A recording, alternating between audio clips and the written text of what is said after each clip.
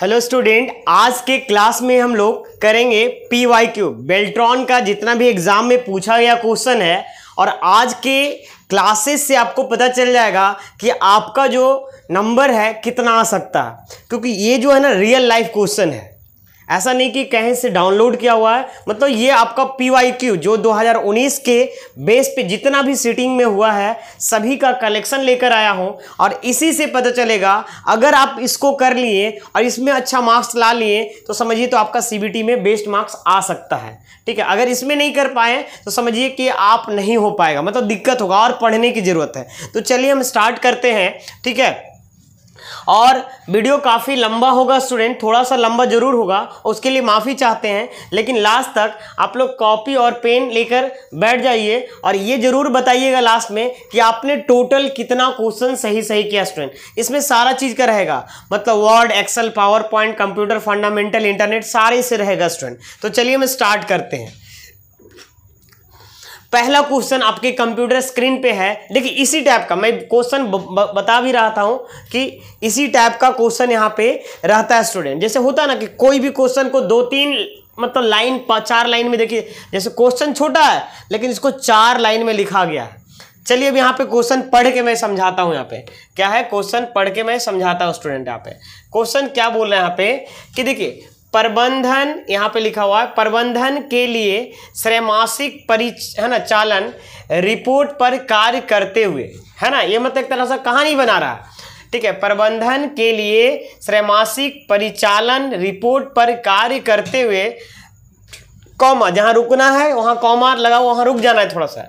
आशा के पास कुछ बिक्री मतलब सेल्स जानकारी के साथ एक अच्छी स्प्रेडशीट है। क्या बोला है, आशा के पास कुछ बिक्री जानकारी के साथ एक अच्छी स्प्रेडशीट है जिसे वह क्या है MS वर्ड दस्तावेज मतलब डॉक्यूमेंट, MS वर्ड डॉक्यूमेंट में डालना चाहती है ना। क्या बोल रहा है यहाँ पे कि आशा के पास सेल्स का कुछ जानकारी है जो एक्सेल में डेटा सेव्ड है और वो क्या करना चाहती है, MS वर्ड डॉक्यूमेंट में डालना चाहती है। तो जिसे वह लिख रही है, जिसे वो क्या कर रही है, एक एक करके टाइप कर रही है, वह चाहती है कि MS एक्सेल फाइल, है ना, अद्यतित होने पर MS वर्ड दस्तावेज मतलब डॉक्यूमेंट अपने आप अद्यतित हो जाए, मतलब अपने आप उसमें चला जाए, है ना।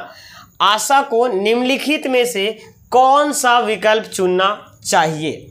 देखिए बच्चे यहाँ पे ध्यान दीजिएगा, ये बस अगर हम इसको समरी बनाएं, देखो ये क्या पूछना चाह रहा है कि अगर मेरे पास कोई डेटा है और एक्सेल में डेटा है, क्या है, एक्सेल में डेटा, ध्यान दीजिएगा MS रियल लाइफ क्वेश्चन इसी टाइप का है। क्वेश्चन बोल यही रह रहा है कि एक्सेल में कोई डेटा है, वर्ड में लाना है तो क्या करना होगा, ये पूछना चाह रहा है।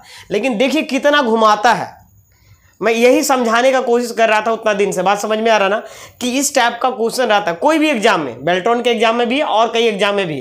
ठीक है ना, मतलब एक लाइन का क्वेश्चन है लेकिन उसको लंबा बनाने का कोशिश यही होता है कि बच्चे को छांटना, सिर्फ और सिर्फ छांटना।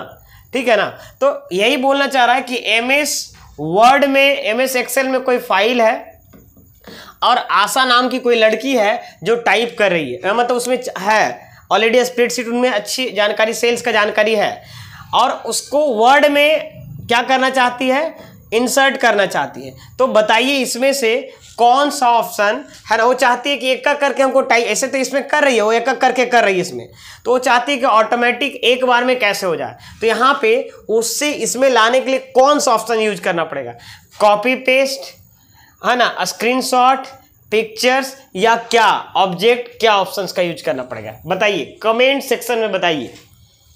क्वेश्चन बहुत इजी है, बट दिक्कत क्या है, इस लाइन को समझ के पढ़े, लेकिन जो हम समझा दिए आप लोग को। बताइए स्टूडेंट, फटाफट बताइएगा स्टूडेंट। इसका जो सही जानकारी है ना, ऑब्जेक्ट हो जाएगा। अगर हम उसको जैसे हम कॉपी करेंगे और यहाँ पे पेस्ट करेंगे, मतलब ऑब्जेक्ट में अगर बनाकर पेस्ट करेंगे तो ऑटोमेटिक एक बार में आपका आ जाएगा स्टूडेंट। यहाँ पे समझ में आया ना यहाँ पे, तो इस तरीके से ये इसका सही आंसर क्या हो जाएगा, यहाँ पे सही आंसर होने वाला है यहाँ पे ऑब्जेक्ट, ये आपका 1 होगा, सही आंसर हो जाएगा। क्या क्लियर है यहाँ पे। अब यहाँ पे आगे बढ़ते हैं स्टूडेंट। यहाँ पे एक मिनट, सेकंड क्वेश्चन में आते हैं, प्रैक्टिकल नहीं हो पाएगा। एमएस पावर पॉइंट में क्या बोल रहा है यहाँ पे, नेक्स्ट क्वेश्चन यहाँ पे क्या है, नेक्स्ट क्वेश्चन एक ही लाइन में है। एमएस पावर पॉइंट में स्लाइड साइज डैश मेनू में पाया जाता है। बताया जा रहा है कि एमएस पावर पॉइंट का क्वेश्चन है, ठीक है ना। तो यही जा रहा है कि एमएस पावर पॉइंट में स्लाइड साइज जो ऑप्शन है किस मेनू में पाया जाता है, बताइए किस मेनू में पाया जाता है। तो देखिए यहाँ पे ये पहला नंबर पे बोला गया है ट्रांजिशन, दूसरा नंबर पे है स्लाइड डिजाइन, तीसरा है रिव्यू, चौथा क्या स्टूडेंट, एनिमेशन है। तो बताइए कमेंट सेक्शन में जरूर बताइए कि आप है ना इसमें से क्या आंसर चुनेंगे स्टूडेंट। देखो यहाँ पे अगर हम इसका प्रैक्टिकल करें तो यहाँ पे हम आपको बताना चाहेंगे, पावर पॉइंट हम खोलते हैं।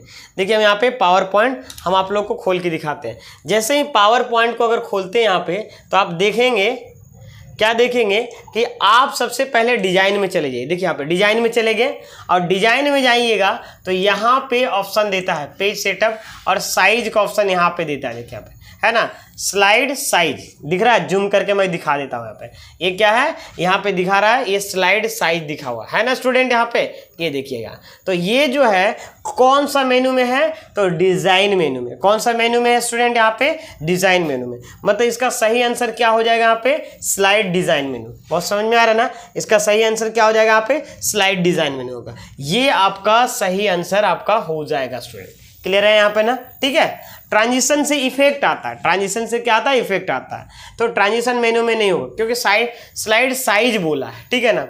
ठीक है, क्लियर हो गया। तो इसका सही आंसर क्या होगा, बी। आप लोग जरूर बताइएगा लास्ट में कि कितना है। कमर का कस लीजिए आप लोग, लास्ट में आज ही पता चल जाएगा आप लोग का। नेक्स्ट क्वेश्चन आपके स्क्रीन पे है स्टूडेंट, एमएस एक्सेल। फिर से एमएस एक्सेल का क्वेश्चन है। एमएस एक्सेल यहाँ पे क्या बोला है कि एमएस एक्सेल यहाँ पे, एक मिनट,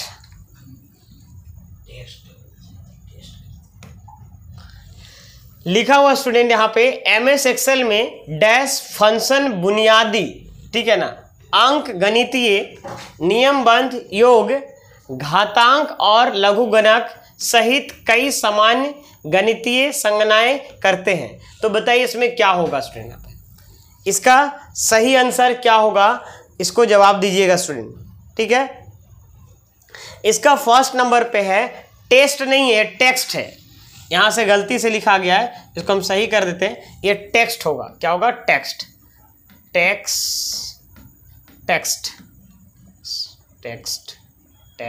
हाँ टेक्स्ट, जिसको हम टाइप करते हैं TEXT, इसका बोलना है टेक्स्ट है। और फिर यहाँ पे मैथ्स है, यहाँ पे मैथ हो जाएगा, वही गणित लिखा हुआ हिंदी में। चलिए बताइए स्टूडेंट, यहाँ पे सांख्यिकीय है और तार्किक मतलब लॉजिक हो गया। यहाँ पे सांख्यिक मतलब एक तरह से बोल सकते हैं, है ना, नंबर हो गया यहाँ पे स्टूडेंट, ठीक है। तो बताइए स्टूडेंट, यहाँ पे बोला है कि एमएस एक्सेल में डैश फंक्शन बुनियादी अंकगणितीय, नियमबद्ध, योग, घातांक और लघुगणक सहित कई सामान्य गणितीय गणनाएं करते हैं। मतलब कौन सा इसमें फंक्शन करते हैं स्टूडेंट, यहाँ पे 3 नंबर का जरूर जवाब दीजिए। तो देखिए यहाँ पे मैथ फंक्शन जो होता है ना, मैथ फंक्शन यहाँ पे, ठीक है ना, यहाँ पे MATH मैथ एंड, देखिए आप पढ़े होंगे मैथ एंड ट्रिग्नोमेट्री फंक्शंस होता है स्टूडेंट माइक्रोसॉफ्ट एक्सेल में। हम आप लोग को एक्सेल खोलते हैं और आप लोग को जवाब दिखाते हैं स्टूडेंट। एक्सेल खोलिएगा और यहाँ पे, ठीक है, जैसे हम एक्सेल खोलेंगे तो एक्सेल में जाइएगा फार्मूला मेनू में। कहाँ जाइएगा आप, फार्मूला मेनू में। और जैसे ही फार्मूला मेनू में जाइएगा तो यहाँ पे एक ऑप्शन होगा मैथ एंड ट्रिग्नोमेट्री फंक्शन। तो यहाँ पे यही बोल रहा है, देखिए यहाँ पे अलग अलग टाइप का मैथ एंड ट्रिग्नोमेट्री फंक्शन में अगर आप जाते हैं तो ये आपको दिख जाएगा स्टूडेंट। यहाँ पे क्वेश्चन में क्या बोला गया है कि, है ना, अंक गणितीय, नियमबद्ध, घातांक मतलब बोल सकते हैं, ठीक है ना, क्यूब होता है ना, लघुगणक मतलब LCM जो भी होता है, तो वो सारा किस में पाया जाता है स्टूडेंट। तो यहाँ पे मैथ फंक्शंस में पाया जाता है। मैथ फंक्शन में देखिएगा तो बहुत सारा है, जैसे मोड है, LCM भी कहीं होगा, ठीक है ना, एक मिनट हम दिखा देते। देखिए LCM है स्टूडेंट। तो ये सारा जो है ना मैथ एंड ट्रिग्नोमेट्री फंक्शंस के अंतर्गत आता है, मतलब अंदर आता है स्टूडेंट, ठीक है। चलिए अब यहाँ तक समझ में आ गया। तो इसका सही आंसर क्या होने वाला है स्टूडेंट, यहाँ पे मैथ्स हो जाएगा। मैथ एंड ट्रिग्नो, मतलब ये आपका बी नंबर 2 नंबर आपका हो जाएगा स्टूडेंट। क्लियर है? चलिए आज की क्लास में आपको पता चलेगा आपने कितना जवाब दिया। लास्ट में जरूर कमेंट सेक्शन में जवाब दीजिएगा सर, मैंने आज के सेशन में मैं जरूर सबका कमेंट देखूंगा स्टूडेंट, अभी अगर नहीं देख पा रहा हूं ताकि हम समझा पा रहा हूं स्टूडेंट। चलिए अब यहाँ पे नेक्स्ट क्वेश्चन क्या है, यहाँ पे इसको समझते हैं। यहाँ पे नेक्स्ट क्वेश्चन यहाँ पे बोल रहा है सेंट्रल प्रोसेसिंग यूनिट। बहुत ही इजी क्वेश्चन है लेकिन उतना ही है ना आता है क्वेश्चन में, बेसिक है फिर भी आता है। लेकिन सेंट्रल प्रोसेसिंग यूनिट के बारे में निम्नलिखित में से कौन सा कथन सही नहीं है, मतलब सीपीयू के बारे में इसमें से बताइए कौन सा कथन सही नहीं है। तो पहला स्टेटमेंट क्या है, मेमोरी में डेटा और निर्देश दोनों पकड़े होते हैं, है ना, पकड़े होती है।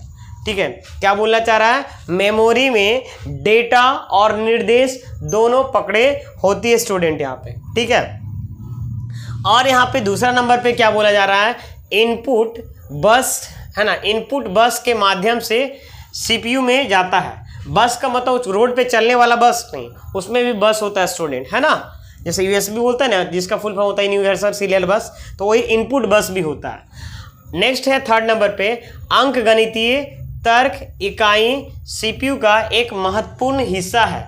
नेक्स्ट बोला जा रहा है रजिस्टर सीपीयू के भीतर डाटा के प्रवाह को नियंत्रण करते हैं स्टूडेंट, है ना।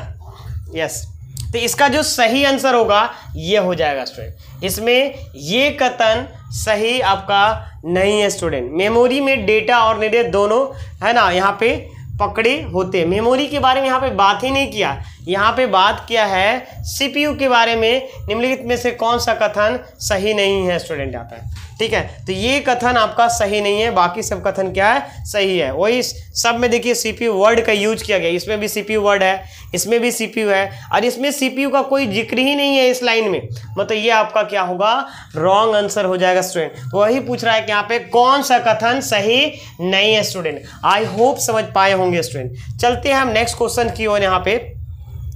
ठीक है, 5 नंबर क्वेश्चन आपके स्क्रीन पे है, आइडेंटिटी, है ना, the connection that does not use broadband.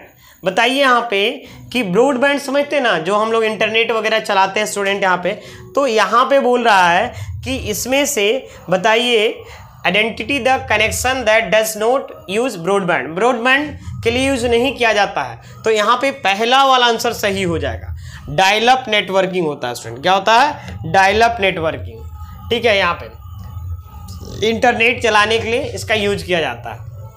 ठीक है ना, तो ये बोल रहा है इसका जो है ना सही आंसर क्या बोला, डज नॉट यूज ब्रॉडबैंड, तो ये ब्रॉडबैंड नहीं है स्टूडेंट यहाँ पे।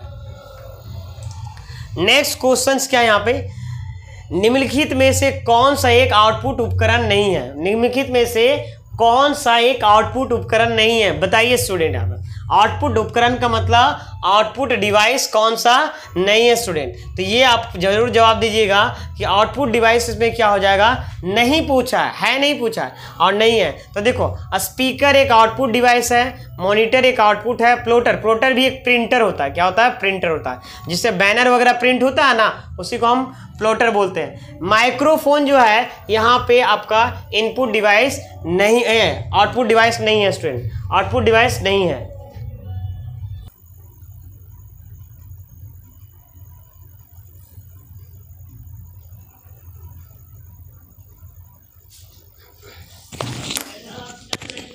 तो स्टूडेंट समझ में आ गया इसमें कि आपका कौन सा आउटपुट डिवाइस नहीं है। तो कौन सा आउटपुट डिवाइस नहीं है, तो माइक्रोफोन जो है ये आपका आउटपुट डिवाइस स्टूडेंट नहीं है स्टूडेंट। तो इसका सही आंसर आपका क्या हो जाएगा, ये वाला हो जाएगा, मतलब आपको सेकेंड नंबर सही हो जाएगा। माइक्रोफोन जो है ये आपका क्या है, आउटपुट डिवाइस नहीं है। चलिए नेक्स्ट की ओर चलते हैं स्टूडेंट यहाँ पे। ठीक है, 7 नंबर क्वेश्चन क्या बोल रहा है, MS एक्सेल में संपूर्ण वर्कशीट को कॉपी करने के लिए, देखिए यहाँ पे पूरे वर्कशीट को अगर कॉपी करना चाहते हैं तो इसमें से कौन सा ऑप्शन का चूज करेंगे स्टूडेंट, जवाब दीजिएगा, है ना। पहला ऑप्शन के अंदर 2 ऑप्शन है, दूसरा ऑप्शन के अंदर 2 ऑप्शन है, तीसरा ऑप्शन के अंदर भी 2 ऑप्शन है, चौथा ऑप्शन के अंदर भी 2 ऑप्शन है स्टूडेंट। तो जवाब जरूर दीजिएगा स्टूडेंट। देखो यहाँ पे सबसे पहले क्या है ना कि ये बोलना क्या चाह रहा है, इसको क्वेश्चंस को समझते हैं, उसके बाद हम लोग जवाब देंगे। MS एक्सेल में संपूर्ण वर्कशीट को कॉपी करने के लिए, मतलब पूरे वर्कशीट को, मतलब जो भी डेटा है उसको आप कॉपी करना चाहते हैं तो उसके लिए क्या जरूरत पड़ेगा स्टूडेंट। तो यहाँ पे बोलना चाह रहा है कि कॉपी किए जाने वाले वर्कशीट के शीट टैब को चुनें, फिर यहाँ पे फाइल मेनू में जाएं, वर्कशीट में जाएं और कॉपी करें। तो ये आंसर आपका गलत है स्टूडेंट। यहाँ पे पहले दूसरा वाला क्या बोला है नंबर, कॉपी किए जाने वाले वर्कशीट के शीट टैब पे जाएं, कॉपी किए जाने वाले वर्कशीट पे शीट टैब पे जाएं और क्लिक करें और कॉपी करें। क्या क्लिक करें, ये भी आंसर गलत हो जाएगा स्टूडेंट। यहाँ पे समझ में आ गया स्टूडेंट। यहाँ पे जाइए, थर्ड नंबर पे क्या है स्टूडेंट, यहाँ पे समझिएगा। थर्ड नंबर पे क्या आंसर है, यहाँ पे क्वेश्चन है कि कॉपी किए जाने वाले वर्कशीट के शीट टैब को चुनें, ठीक है ना। तो कॉपी किए जाने वाले शीट टैब मतलब जिसमें कॉपी करना है, और उसके बाद क्या बोला है, चूज वर्कशीट, फिर चूज वर्कबुक, फिर गलत बोल रहा है। वर्कबुक का मतलब होता है कलेक्शन, बहुत सारे सीट, ठीक है ना, ये भी गलत होगा। फोर्थ नंबर में आते हैं कॉपी किए जाने वाले, जिसको कॉपी करना है ना, वर्कशीट को टैब पर राइट क्लिक, यही चीज हम जानना चाह रहे थे। राइट क्लिक तो कहीं लिखा हुआ ही नहीं है ना, यहाँ पे लिखा हुआ है राइट क्लिक करें, और राइट क्लिक जैसे हम कॉपी करेंगे, यहाँ पे क्या कर सकते हैं, कॉपी करेंगे और हम दूसरे में जाके पेस्ट कर सकते हैं, या मूव करना रहेगा मूव कर सकते हैं स्टूडेंट। तो वही बोल रहा है कि कॉपी करने के लिए है ना, संपूर्ण वर्कशीट को कॉपी करना, ये पेस्ट करने की बात नहीं बोला, संपूर्ण वर्कशीट को कॉपी करना, तो यही ऑप्शन राइट क्लिक करेंगे। यहाँ भी था वर्कशीट पर टैब पर दाएं, पर दाएं, क्या दाएं, ये गलत हो गया, यहाँ पे ये स्टेटमेंट गलत है। यहाँ पे राइट क्लिक देख लेता ना तो ये भी सही हो सकता था, ये वाला भी सही हो सकता था, लेकिन ये दिया नहीं, तो इसीलिए इसका सही आंसर जो होगा, मतलब देखो कोई भी वर्कशीट को अगर कॉपी करना, हम आपको समझाते हैं। मान लीजिए मेरे पास कोई डेटा है और पूरे डेटा को आप चाहते हैं कॉपी करना चाहते हैं और दूसरे में ले जाना चाहते हैं, तो आपको क्या करना है, इस शीट पे राइट क्लिक करना है और इस शीट को ही हम लोग क्या कर लेंगे, यहाँ से पूरे, पहले यहाँ पे क्या बोला है, कॉपी किए जाने वाले वर्कशीट शीट टैब पर है ना, राइट क्लिक करें, राइट क्लिक करेंगे और यहाँ से यहाँ पे ऑप्शन देगा कॉपी का, और यहाँ पे कॉपी कर लेंगे स्टूडेंट्स। यहाँ पे आपको कहीं ऑप्शन दे देगा, हाँ देखिए यहाँ पे ऑप्शन है, राइट क्लिक करेंगे तो मूव और कॉपी ऑप्शन दिया, दिख रहा है आपको, यहाँ पे जूम करके मैं दिखा देता हूँ। यहाँ पे ये मूव और कॉपी का ऑप्शन दिख रहा है ना यहाँ पे, तो ये वाला ऑप्शन में जाना, जब राइट क्लिक करेंगे तभी ये ऑप्शन आएगा, या नहीं तो फिर होम मेनू में जाएंगे तब ये ऑप्शन आएगा, है ना। चलिए RC मतलब राइट क्लिक। चलिए अब आगे बढ़ते हैं, तो इसका सही आंसर क्या हो जाएगा, 4 का A एंड B, बात समझ में आ रहा है। चलिए अब यहाँ पे 8 नंबर क्वेश्चन पे चलते हैं। 8 नंबर क्वेश्चन क्या बोला स्टूडेंट, 1 नंबर, ठीक है। 8 नंबर क्वेश्चन क्या बोला है, यहाँ पे जवाब दीजिएगा स्टूडेंट। यहाँ पे 8 नंबर क्वेश्चन क्या है, मेल मर्ज सूची के साथ, क्या बोला है यहाँ पे, मेल मर्ज सूची के साथ यहाँ पे डॉक्यूमेंट को डिजाइन संयोजित करने के लिए प्रक्रिया है, ताकि सूची में प्रत्येक प्रविष्टि के लिए डॉक्यूमेंट की कई कॉपी बनाई जा सके, इसे कहते हैं, क्या बना कहते हैं स्टूडेंट यहाँ पे, इसको क्या बोलेंगे, यहाँ पे डेटा स्रोत बोलते हैं। क्या बोलेंगे स्टूडेंट, डॉक्यूमेंट का जो कॉपी बनाया जाता है उसको हम क्या बोलेंगे स्टूडेंट, यहाँ पे डेटा स्रोत बोलते हैं, ठीक है। क्या बोलेंगे, डेटा स्रोत बोलेंगे। चलिए नेक्स्ट क्वेश्चन हम आते हैं, ठीक है। 9 नंबर, देखिए यहाँ पे 9 नंबर क्वेश्चन क्या है, वर्कशीट के पंक्ति मतलब समझ में आ रहा ना, कॉलम बोलना चाह रहा है, ठीक है ना, ठीक है। यहाँ पे क्या बोलना चाह रहा है कि वर्कशीट के पंक्ति 8 में सभी सेल की सामग्री को इटैलिक बनाने के लिए आप क्या करेंगे, बताइए। वर्कशीट, मान लीजिए कोई वर्कशीट है, उसमें पंक्ति 8 में, मतलब पंक्ति मतलब यहाँ पे रो निकल रहा है, यहाँ पे कॉलम नहीं निकल रहा, पंक्ति 8 में सभी सेल को ठीक है ना, सभी सेल को मतलब सभी बॉक्स को, है ना, सामग्री को इटालिक बनाने हैं, तो आप क्या करेंगे? तो क्या करेंगे स्टूडेंट, देखिए यहाँ पे इसका सही है। देखो क्वेश्चन बहुत इजी है कि आपको मान लीजिए 8 नंबर रो में कोई डेटा दिया गया है और सारे रो में जो भी डेटा है सभी सामग्री को आपको इटालिक करना है, तो क्या करेंगे आप स्टूडेंट? तो ये वाला ऑप्शन यहाँ पे पहला क्या बोल रहा है, पंक्ति 8 को चयन करेंगे। पंक्ति 8 को चयन, पंक्ति मतलब यहाँ पे रो निकल रहा है, ठीक है ना, पंक्ति का मतलब यहाँ पे क्या निकल रहा है, यहाँ पे रो, ROW, ठीक है। तो यहाँ पे क्या है, पंक्ति 8 का चयन करेंगे मतलब सेलेक्ट करेंगे और कंट्रोल T करेंगे का प्रयोग करेंगे। क्या ये सही आंसर है? नहीं स्टूडेंट, ये सही आंसर नहीं है, क्योंकि कंट्रोल T से क्या खुलता है, तो आपका टेबल खुलता है। क्या खुलता है? टेबल। तो ये आपका गलत आंसर हो गया। नेक्स्ट क्या बोला है, पंक्ति 8 का चयन करेंगे और पेस्ट इटालिक्स कमांड का प्रयोग करेंगे। नहीं, पेस्ट इटालिक नहीं होता है, पेस्ट स्पेशल होता है। तो ये भी क्या हो जाएगा, गलत हो जाएगा स्टूडेंट। नेक्स्ट क्या बोल रहे हैं यहाँ पे, पंक्ति 8 का चयन करें और क्या बोला, फॉर्मेटिंग टूल बार पर यहाँ पे क्या बोला, बटन का प्रयोग करें। फॉर्मेटिंग टूल बार में जाएंगे और बटन का प्रयोग करेंगे, मतलब कोई भी होम मेन्यू में जाके और कोई मतलब ऑप्शंस का यूज करेंगे, वही बोलना चाह रहा है। तो ये तो सही आंसर बोल रहा है, तो यही आपका क्या होगा, सही हो जाएगा। 3rd number is right answer हो जाएगा। और नेक्स्ट क्या बोला है, पंक्ति 8 का चयन करेंगे और फॉर्मेट पेंटर्स इटालिक्स कमांड का प्रयोग करेंगे। नहीं, फॉर्मेट पेंटर इटालिक्स कोई नहीं होता। फॉर्मेट पेंटर एक अलग ऑप्शन है जिसका काम होता है फॉर्मेट को कॉपी करना और दूसरे जगह पे अप्लाई करना। तो ये भी गलत आंसर हो जाएगा, मतलब इसका जो सही आंसर होगा ये हो जाएगा 3rd नंबर। समझ में आ रहा है यहाँ पे ना, मतलब देखो क्या बोलना चाह रहा है, हम आपको समझा देते हैं, प्रैक्टिकली माध्यम से समझा देते हैं कि जैसे ये तो ऐसे प्रैक्टिकल करने का कुछ चीज़ ही नहीं था, लेकिन फिर भी आप लोग बोलते हैं। जैसे हम कुछ डेटा ले लेते हैं, मान लो यहाँ पे सब में हम नेम कुछ भी ले लेते हैं यहाँ पे, ठीक है ना। पंक्ति 8 ले लेते हैं, मान लो यहाँ पे 8 नंबर, यहाँ पे 8 है।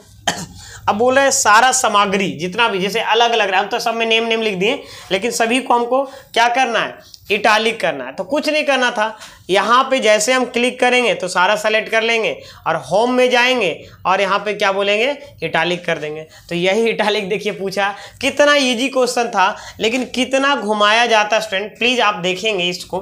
बस ये बोल रहा है कि फॉर्मेटिंग टूल बार में जाना है, उसके बाद इटालिक कर देना, यही आपका यहाँ पे क्वेश्चन था। चलिए नेक्स्ट क्वेश्चन है स्टूडेंट MS पावर पॉइंट से। नेक्स्ट क्वेश्चन किससे है, MS पावर पॉइंट से है। यहाँ पे क्या बताना चाह रहा है, MS पावर पॉइंट में है ना, विचार करें कि आपके पास 10 स्लाइड है। पता है कोई भी क्वेश्चन को पहले समझिए कैसा पूछता है, एक स्टोरी जैसा बना के हमेशा पूछा जाता है। कैसा पूछा जाता है, एक स्टोरी। क्वेश्चन हार्ड नहीं होता है बच्चे, बस आपको कंफ्यूजन में डालने के लिए, आपको चाहता है कि थोड़ा सा गुमराह करे, ठीक है। बच्चा के पास कितना दिमाग है उसको परखने के लिए बस यहाँ पे दिया जाता है इस तरीके से। बोला आप MS पावर पॉइंट में विचार करें, क्या विचार करेगा, ऐसे डायरेक्ट पूछ देता तो विचार भी बच्चा लोग कर लेता, लेकिन एक देखता है कि सबसे अच्छा विचार किसका है। विचार करें कि आपके पास 10 स्लाइड है। मान लीजिए आप विचार कर लीजिए कि आपके पास 10 स्लाइड है और आपने स्लाइड 5 का चयन किया। बोल रहा है कि ऐसे समझिए आपके पास 10 गो स्लाइड है और आपने 5 स्लाइड को सेलेक्ट किया, ठीक है, और कंट्रोल एंड क्लिक करने पर आप डैश पर पहुंच जाएंगे।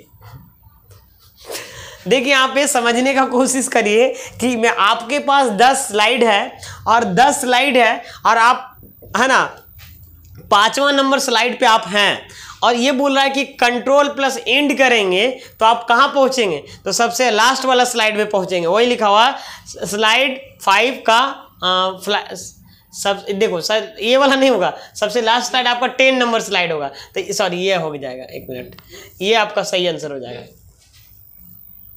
हाँ सर यही होगा, ठीक है ना, यही होगा ही। देखिए यहाँ पे हम आपको प्रैक्टिकल करके भी दिखाते हैं, ठीक है, यही होगा यहाँ पे। कैसे, देखिए आपके पास टोटल 10 स्लाइड है और आप 5 नंबर पे हैं, और 5 नंबर पे हैं तो डायरेक्ट आपको क्या बोल रहा है कि कंट्रोल एंड करिएगा, तो कहाँ जाइएगा, तो कंट्रोल एंड करेंगे तो सबसे लास्ट में जाएंगे, और सबसे लास्ट नंबर पे कौन स्लाइड है, 10वां है, तो सबसे लास्ट नंबर पे जाएंगे। ये आपका गलत आंसर होगा, ये भी गलत है। स्लाइड 5 की अंतिम पंक्ति, नहीं नहीं नहीं, ये भी गलत है, हम आपको प्रैक्टिकल करके दिखाते हैं तब आपको यकीन होगा, तभी आप समझ पाएंगे स्टूडेंट। यहाँ पे पावर पॉइंट कहाँ खुला है, हाँ चलिए अब यहाँ पे हम समझाते हैं।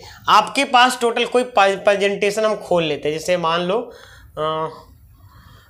कि आप ऐसे समझो, ये देखो मेरे पास कोई प्रेजेंटेशन है, यही है गेम का कोई प्रेजेंटेशन, हम बच्चे लोग को समझाए थे। हम मान लो देखो यहाँ पे ये टोटल, यहाँ पे हम 5वां स्लाइड में है, देखो यहाँ पे 5 नंबर में ये जो स्लाइड नंबर है जो है ना, ये 5 स्लाइड में हम हैं, देखो यहाँ पे लिखा हुआ है 5 स्लाइड, और हम कीबोर्ड से कंट्रोल इंड करेंगे। तो कंट्रोल इंड क्या करता है पता है, वो सबसे लास्ट में पहुंचा देता है, और कंट्रोल होम से सबसे फर्स्ट में जाते हैं।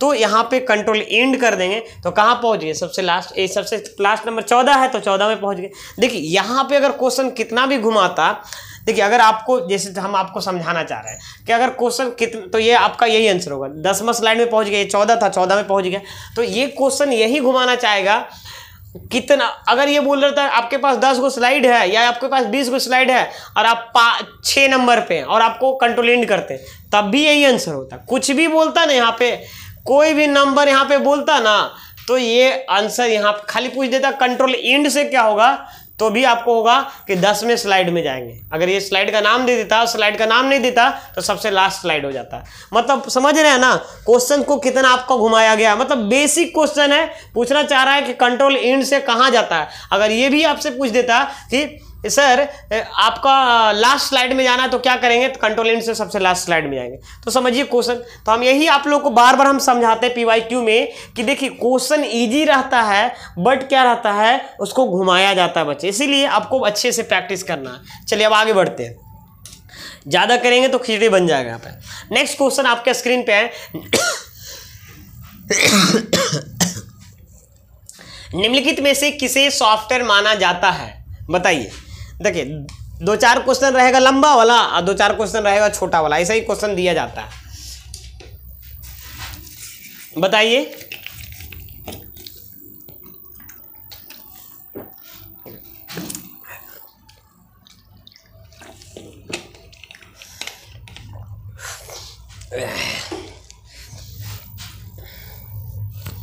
चलिए स्टूडेंट बताइए फटाफट। देखिए निम्नलिखित में से किसे सॉफ्टवेयर माना जाता है, तो देखो ऑपरेटिंग सिस्टम पहला नंबर पे है, दूसरा नंबर पे बोला गया है, एक मिनट, दूसरा नंबर पे यहाँ पे बोला गया स्टूडेंट, यहाँ पे अंक गणितीय तर्क इकाई, read only memory, hard disk. बताइए कितना इजी क्वेश्चन है स्टूडेंट, और जो बच्चे जवाब नहीं देंगे, मेरे 2 स्टूडेंट हैं और जो बहुत ज़्यादा कमेंट में बहुत अच्छा आंसर देते हैं, मैं उनसे बहुत खुश हूँ। खुश तो सभी से हूँ, क्योंकि देखिए आपको प्रैक्टिस ज़्यादा से ज़्यादा वो बंदा किया, ज़्यादा से ज़्यादा मेरा वीडियो फॉलो करता है, मैं स्टार्टिंग से मैं देख रहा हूँ, या किसी का भी देखते होंगे तो बहुत अच्छा प्रैक्टिस कर रहे हैं वो, ठीक है ना। लेकिन मेरे हर दिन वो लाइव रहते हैं, हम देखते हैं, तो वीडियो को बार बार रिपीट करिए।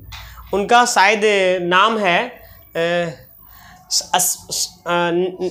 हाँ स्मार्ट नीतीश, सम्राट नीतीश करके नाम है, और एक राकेश करके स्टूडेंट, बहुत अच्छा, एक भी क्वेश्चन आज गलत आंसर नहीं दिया, शायद एक आग दिया होगा तो नहीं पता, नहीं देखे, लेकिन एक भी क्वेश्चन नहीं दिया स्टूडेंट इसके पिछले वाले सेशन में। तो इसका जो सही आंसर होगा ये, तो उम्मीद है कि आप लोग भी उसी तरीके से मारेंगे, ठीक है ना। अगर क्वेश्चन एक भी गलत नहीं होगा तो वहाँ पे कम से कम एटलीस्ट आप 30% तो ले आएंगे ना, बात समझ में आ रहा है ना। हम यही उम्मीद लगा के आप लोग को सिखाना अच्छे से। तो ये सॉफ्ट ऑपरेटिंग सिस्टम एक क्या है, सॉफ्टवेयर है। बाकी सब तो ये देखो, ये तो आपका कोई अंक गणितीय तर्क, ये लॉजिकल नाम, ये तो कुछ है ही नहीं, बात समझ में आ रहा ना आपका, ये नहीं है स्टूडेंट। ये हार्डवेयर है और ये भी हार्डवेयर है, ये क्या है, ये भी हार्डवेयर है, ठीक है यहाँ पे, और ये भी क्या है, हार्डवेयर है, और ये क्या है, ऑपरेटिंग सिस्टम, सिस्टम सॉफ्टवेयर है। तो सिस्टम सॉफ्टवेयर भी आपका क्या कहलाता है, सॉफ्टवेयर ही कहलाता है। तो इसका सही आंसर क्या होगा, 11 का 1 नंबर हो जाएगा। नहीं, तीसरा नंबर रीड ओनली मेमोरी है ना, read only memory, read only memory जो है ना, रीड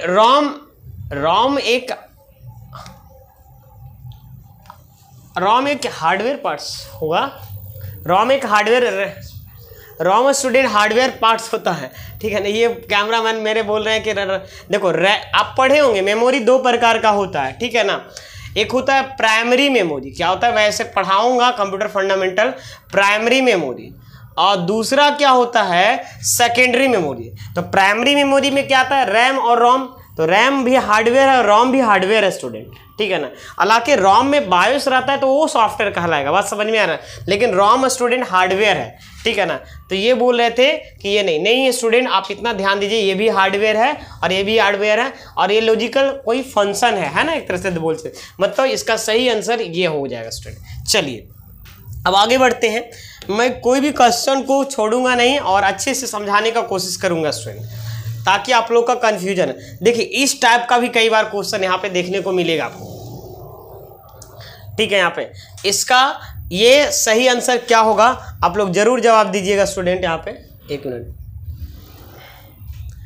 12 नंबर क्वेश्चन जवाब दीजिए स्टूडेंट। यहाँ पे क्या बोला है, यहाँ पे क्वेश्चन पहले पढ़िए। देखिए क्वेश्चन जितना लंबा है ना उतना समझ जाइए आपका छोटा क्वेश्चन है, जितना क्वेश्चन लंबा है उतना ही क्वेश्चन छोटा है, लेकिन समझने का नजरिया मतलब पढ़ने का नजरिया थोड़ा सा चेंज करना है। यहाँ पे देखिए 12 नंबर क्वेश्चन क्या बोल रहा है कि एमएस पावर पॉइंट 2016 में स्मार्ट आर्ट एक ऑप्शन है जिसके हेल्प से इन्फोग्राफी बनाया जाता है के संबंध में स्मार्ट आर्ट के प्रकार और इसके उपयोग के सर्वोत्तम फिट के लिए दिए गए दो स्तंभों का मिलान करें। बताइए स्टूडेंट, यहाँ पे दो मतलब मिलाना है यहाँ पे, तो इसका सही आंसर क्या होगा। पहले हम आपको समझा देते हैं कि ये पावर पॉइंट में स्मार्ट आर्ट कहाँ होता है, ये चीज़ें समझा देते हैं। पावर पॉइंट में स्मार्ट आर्ट कहाँ होता है स्टूडेंट, ठीक है, आपको हम बता देते हैं। सबसे पहले आपको क्या करना है, पावर पॉइंट स्क्रीन को खोलना है। देखिए यहाँ पे पावर पॉइंट स्क्रीन को खोलना है।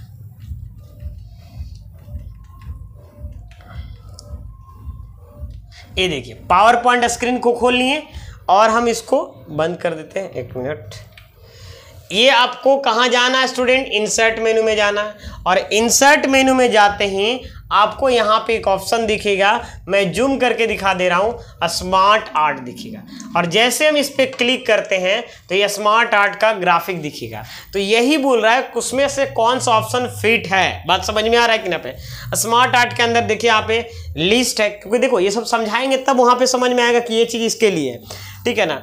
ऑल है, लिस्ट है, प्रोसेस है, साइकिल है, हायरार्की है, रिलेशन है। थोड़ा सा जूम कर देते हैं, नहीं तो कैमरा में नहीं दिखेगा तो आप लोग बोलिएगा सर क्या हुआ। लिस्ट है स्टूडेंट, यहाँ पे प्रोसेस है, साइकिल है, हायरार्की है, रिलेशन है, मैट्रिक्स है और पिरामिड है, ठीक है ना। मतलब जैसे हम इसमें ऑल में क्लिक किए तो ऑल आया हुआ है, जैसे हम इसमें मैट्रिक्स पिरामिड में क्लिक करेंगे तो पिरामिड का आएगा, रिलेशनशिप में क्लिक करेंगे रिलेशनशिप आएगा, प्रोसेस में क्लिक करेंगे तो प्रोसेस का सारा मतलब जो भी है शेप्स आएगा।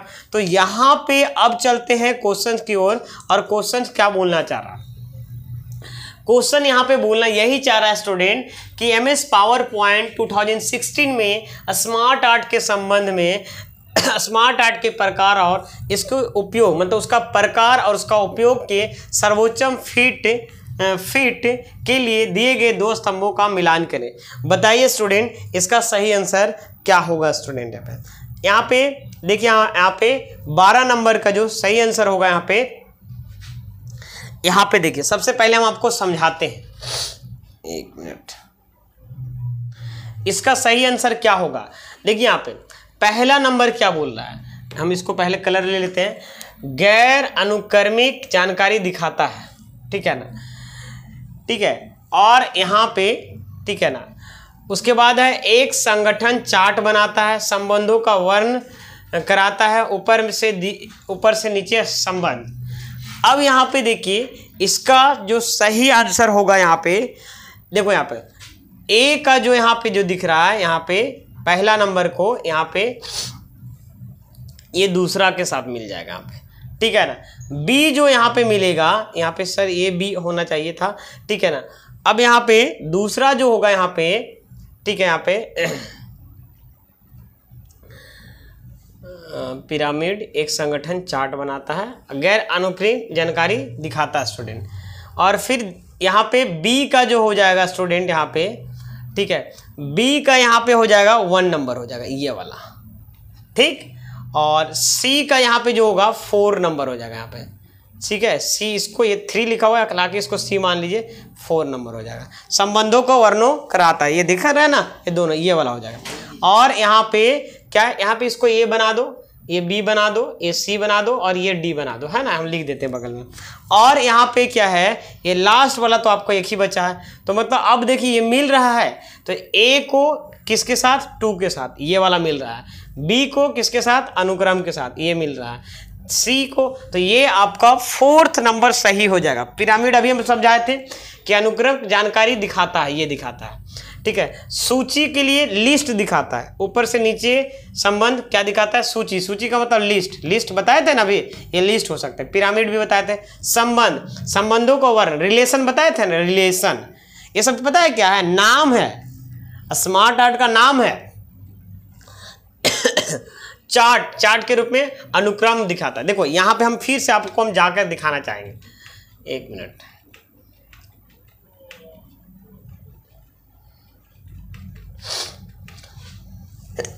देखिए इसमें गए, स्मार्ट आर्ट में गए स्टूडेंट यहाँ पे, और यहाँ पे इंसर्ट में 4th नंबर से, ये देखिए यही बता रहा है यहाँ पे। प्रोसेस है, साइकिल है, हैराकी है, रिलेशन है। रिलेशन का जब हिंदी मीनिंग निकालिएगा ना तो संबंधे ना निकलेगा, यहाँ पे देखिए संबंध हो जाएगा, ठीक है ना।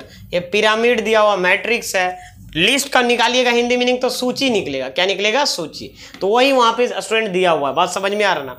तो इसका जो सही आंसर यहाँ पे हो जाएगा, क्या हो जाएगा स्टूडेंट, यहाँ पे सही आंसर, इसका सही आंसर ये वाला हो जाएगा। 4th number is the right answer, ठीक है। इसको नोट डाउन कर लीजिए।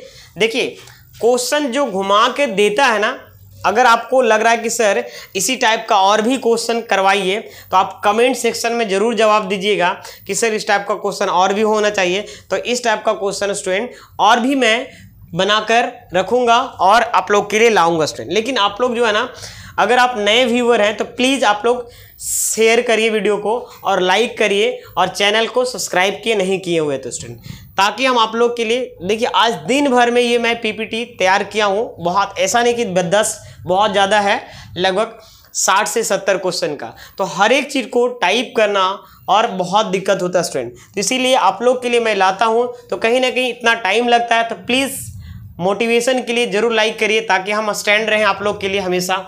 चलिए नेक्स्ट क्वेश्चन आता है स्टूडेंट, है ना। नेक्स्ट क्वेश्चन आपके स्क्रीन पे कितना नंबर है, 13 नंबर। टीसीपी और आईपी। टीसीपी का मतलब होता है ट्रांसमिशन कंट्रोल प्रोटोकॉल, और आईपी का फुल फॉर्म होता है इंटरनेट प्रोटोकॉल। लिखा हुआ है। प्रोटोकॉल का मतलब क्या होता है, प्रोटोकॉल का मतलब होता है set of rules, that is called protocol. ये जब इंटरनेट चैप्टर पढ़ाऊंगा उस पर पढ़ा दूंगा स्टूडेंट, लेकिन फिलहाल अभी समझ लो टीसीपी और आईपी क्या है, एक प्रोटोकॉल है। प्रोटोकॉल का मतलब सेट ऑफ रूल्स। टीसीपी के लिए गलत कथन की पहचान के लिए बताइए, इसमें टीसीपी के लिए सबसे आपका इसमें गलत क्या है, बात समझ में आ रहा ना। स्रोत पर संदेश, है ना, को पैकेट के एक समुच्चय में रूपांतरित करता है। यस करता है स्टूडेंट यहाँ पे, ठीक है ना, ये सही बोल रहा है यहाँ पे। विश्वसनीय परिवहन सेवा प्रदान करता है। परिवहन समझ रहे हैं ना, ये परिवहन से रिलेटेड नहीं है स्टूडेंट, ठीक है ना, ठीक है। गाड़ी उड़ी का यहाँ पे बात नहीं करना है यहाँ पे, ठीक है। तो ये आपका गलत आंसर होगा, मतलब वही बोला, कौन सा कथन गलत है। और भी कोई है क्या, सुनिश्चित करता है कि प्रेषक प्राप्तकर्ता तक भेजे गए संदेश की ठीक से पहुँच गए हैं, 1 मिनट, पहुँच गए हैं या नहीं। हाँ, ये डिसाइड करता है कि वो मेरा डेटा जो है सेंड किए तो पहुँचा है कि नहीं, क्योंकि एक सेट ऑफ रूल है। नेटवर्क पे पैकेट का प्रेषण प्रबंधित करता है। यस, ये भी करता है स्टूडेंट यहाँ पर। तो देखो, अगर हम इसको फिर से समझाएं तो ये समझाना चाहेंगे कि टीसीपी, आईपी, पीओपी और भी होता है बहुत तरह का, एसएमटीपी, ये सब जो है ना एक प्रोटोकॉल है। जैसे हम लोग बात करने के लिए, जीने के लिए, या हम लोग को देश में चलने के लिए एक संविधान की जरूरत है, उसी तरीके से नेटवर्किंग, नेट को चलाने के लिए सेट ऑफ रूल्स का जरूरत पड़ता है। उसी को हम क्या बोलेंगे, प्रोटोकॉल बोलते हैं स्टूडेंट। तो उसमें से ये टीसीपी का ये ठीक बैठ रहा है कि ये कथन सही नहीं है, बाकी कथन सब सही है स्टूडेंट। चलिए अब चलते हैं 14 नंबर क्वेश्चन के ऊपर। नेक्स्ट है पीओपी। अभी मैंने जवाब दिया, पीओपी का मतलब फुल फॉर्म होता है पोस्ट ऑफिस प्रोटोकॉल। क्या होता है? Post office protocol. सर्वर्स के संबंध में गलत कथन चयन करें। नेटवर्किंग से भी लगता है आपका क्वेश्चन अच्छा खासा रहेगा। अच्छा खासा का मतलब कम से कम 5-7 तो रहेगा स्टूडेंट, ठीक है ना। तो यहाँ पे पीओपी देखो, कोई कोई सीरीज में क्या है ना, ऐसे एक्सेल से सबसे ज़्यादा क्वेश्चन है, लेकिन कोई कोई सीरीज में नेटवर्किंग का क्वेश्चन कम है और कोई कोई सीटिंग में नेटवर्किंग का क्वेश्चन काफ़ी कम है, एकदम 1 क्वेश्चन या 2 क्वेश्चन दिए पूरे 60 में। पीओपी सर्वर के संबंध में गलत कथन बताइए यहाँ पे। जैसे उसमें टीसीपी के बारे में गलत बोला, इसमें पीओपी का, तो पीओपी के बारे में आप जानिएगा तब ना आप कर पाइएगा। बात समझ में आ रहा है कि नहीं यहाँ पे? तो पीओपी का सही और गलत का पहचान इसके बारे में जानने के बाद ही होगा। तो यहाँ पे क्या बोला है कि देखिए पोस्ट ऑफिस प्रोटोकॉल, मतलब ये समझ में आ रहा है, पोस्ट का मतलब, पोस्ट करना मतलब भेजने की बात कर रहा है। ईमेल संदेश गलत पहचान बोल रहा है। ईमेल संदेश POP3 है ना, सर्वर को क्लाइंट कंप्यूटर पे डाउनलोड किए जाते हैं, यस सही बोल रहा है। या पोर्ट 110 पर कनेक्ट होता है, हाँ 110 पे ही कनेक्ट होता है। उपयोगकर्ता मतलब यूजर ईमेल संदेशों को सीधे ईमेल सर्वर पर हेर फेर करता है, हाँ मतलब भेज सकता है, आदान प्रदान कर सकता है। यहाँ पे बोला यह क्लाइंट के लिए दूरस्थ सर्वर पर ईमेल संग्रहित मतलब कलेक्ट करता है, नहीं है स्टूडेंट, ये नहीं कलेक्ट करता है। तो ये आपका क्या होगा, ये आपका गलत स्टेटमेंट है। तो वही बोला कौन सा स्टेटमेंट इसमें रॉन्ग है, तो 4th is the right answer student. यहाँ पे ये सब इंटरनेट इट मीन्स नेटवर्किंग से क्वेश्चन था, ये दोनों क्वेश्चन। अब आगे बढ़ते हैं स्टूडेंट 15 नंबर। निम्नलिखित में से कौन एप्लीकेशन, देखिए एप्लीकेशन का हिंदी मीनिंग क्या होता है, अनुप्रयोग। एप्लीकेशन सॉफ्टवेयर का उदाहरण नहीं है। तो यहाँ पे ध्यान दीजिएगा, कहीं भी अनुप्रयोग रहेगा तो आप लोग क्या समझिएगा, एप्लीकेशन। तो निम्नलिखित में से कौन एप्लीकेशन सॉफ्टवेयर का उदाहरण नहीं है? देखो यहाँ पे उबंटू है, सैप है, ओराइकल है, MS ऑफिस। फिर से एक बार समझो, क्वेश्चन इजी रहता है, बार बार हम समझा रहे हैं। क्वेश्चन लिखे हुए का तरीका थोड़ा होता है एडवांस तरीके से लिखा हुआ रहता है। वर्ड जो है ना, हिंदी या इंग्लिश वर्ड जो होता है ना, स्टैंडर्ड वर्ड यूज किया हुआ रहता है। तो निम्नलिखित में से कौन सा अनुप्रयोग मतलब एप्लीकेशन सॉफ्टवेयर नहीं है? तो बताइए कौन सा एप्लीकेशन सॉफ्टवेयर की। देखो सॉफ्टवेयर 2 तरीके का होता है, एक एप्लीकेशन सॉफ्टवेयर होता है और दूसरा सिस्टम सॉफ्टवेयर है। सिस्टम सॉफ्टवेयर किसको बोलते हैं? It manage the all resources of the computer system. जितने भी प्रॉब्लम्स को मैनेज करने का जो काम करता है ना, वो सारा कौन सॉफ्टवेयर होता है? System software. It do our work that is called application software. जिसमें हम लोग कोई काम करते हैं उसको हम क्या बोल सकते हैं? Application software. तो बताइए सैप अकाउंटिंग सॉफ्टवेयर, इसमें हम लोग कोई काम कर सकते हैं स्टूडेंट। तो ये क्या बोला है कि एप्लीकेशन सॉफ्टवेयर का एग्जाम्पल नहीं है। तो हम यहाँ पे सैप एक एप्लीकेशन सॉफ्टवेयर है, ठीक है ना। ओराइकल क्या है? ओराइकल भी एक डेटाबेस सॉफ्टवेयर है स्टूडेंट, ठीक है ना। ओराइकल में क्या होता है, डेटा को हम लोग क्या कर सकते हैं, है ना, यहाँ पे डेटा को हम क्या कर सकते हैं, रख सकते हैं, ठीक है। डेटा DBA में MySQL जैसा होता है, शायद आप लोग MySQL के बारे में जानते हैं। MS एक्सेस ADC पढ़े ना, MS एक्सेस भी एक डेटाबेस है, उसी की जैसा होता है। तो ये भी एक एप्लीकेशन सॉफ्टवेयर है का बात कर रहे हैं, ठीक है। MS ऑफिस ये तो पता ही है, ऑफिस जिसमें हम लोग कोई काम करते हैं उसको एप्लीकेशन सॉफ्टवेयर। लेकिन ये बोल रहा है उदाहरण नहीं है। तो उबंटू क्या, उबंटू एक एप्लीकेशन सॉफ्टवेयर नहीं है, ये एक ऑपरेटिंग सिस्टम है, ठीक है ना। एक सिस्टम सॉफ्टवेयर का एग्जाम्पल है। किसका सॉफ्टवेयर का एग्जाम्पल है? सिस्टम। जैसे window XP, window 7, window 8, window 10 होता है ना, उसी तरीके से उबंटू भी एक लैपटॉप में ऑपरेटिंग सिस्टम भी डाला जाता है स्टूडेंट। जैसे क्रोम बुक में क्रोम भी एक ऑपरेटिंग सिस्टम होता है, उसी तरीके से उबंटू भी होता है स्टूडेंट। आई होप समझ पाए होंगे। तो क्वेश्चन इजी था, बस ये पूछ रहा था कौन एप्लीकेशन सॉफ्टवेयर। यही वर्ड, एक्सेल, पावर पॉइंट से पूछता है, फोटोशॉप तो जवाब दे देते, लेकिन सैप पूछते हैं। सैप के बारे में किन्हीं को नॉलेज ही नहीं है। सैप टैली जैसा एक अकाउंटिंग सॉफ्टवेयर होता है। क्या होता है? टैली जैसा अकाउंटिंग सॉफ्टवेयर होता है। तो ये सब के बारे में थोड़ा बहुत जानकारी रखना है, हल्का फुल्का, ठीक है। जब मैं थोड़ा फंडामेंटल पढ़ाऊंगा तो ये सबको पूरा बताते जाऊंगा स्टूडेंट। लेकिन जो PYQ करवा रहा हूँ उसको करते जाइए, ताकि ये पता चल पाएगा फ्यूचर में। देखिए अभी हम कोई भी चीज़ बताते हैं ना तो आप लोग बिलीव नहीं करते, ये तो हो जाएगा, ये कर लेंगे, लेकिन उस समय इजी क्वेश्चन रहता है थोड़ा सा, और वही क्वेश्चन को थोड़ा सा अलग अलग वर्ड से लिखा हो रहता है ना, फंस जाएगा। लेकिन वही क्वेश्चन को बच्चे से प्रैक्टिस किए हुए रहेंगे तो यहाँ भी नहीं फंसेंगे। 110% बोलते हैं, प्रैक्टिकल बेस सिखाने का एक ही मतलब होता है, ठीक है। आप फंसे नहीं, उसको तोड़ मरोड़ के भी दे दिया जाए तो नहीं फंसे। तो चलिए यहाँ पे 15 नंबर क्वेश्चन का आंसर क्या हो जाएगा, यहाँ पे 1-2 हो जाएगा। नेक्स्ट क्वेश्चन आते हैं तो स्टूडेंट यहाँ पे क्या होगा 60 नंबर। यहाँ पे 60 नंबर क्वेश्चन है, वर्ग बी नेटवर्क में पहला बीट एक पर और दूसरा बीट क्या बोला है 0 पर सेट है। बोल रहा है पहला बीट क्या बोल रहा है, सबसे पहले फिर से पढ़ते हैं, वर्ग बी नेटवर्क में पहला बीट 1 पे है और दूसरा बीट 0 पर सेट है। वर्ग बी नेटवर्क का परास तो रेंज क्या होगा, पहला 1 पे है दूसरा 0 पे है, तो उसका रेंज पूछ रहा है क्या होगा स्टूडेंट, नेटवर्क का रेंज क्या होगा स्टूडेंट। तो नेटवर्क का रेंज यहाँ पे क्या होगा स्टूडेंट, जवाब दीजिएगा स्टूडेंट।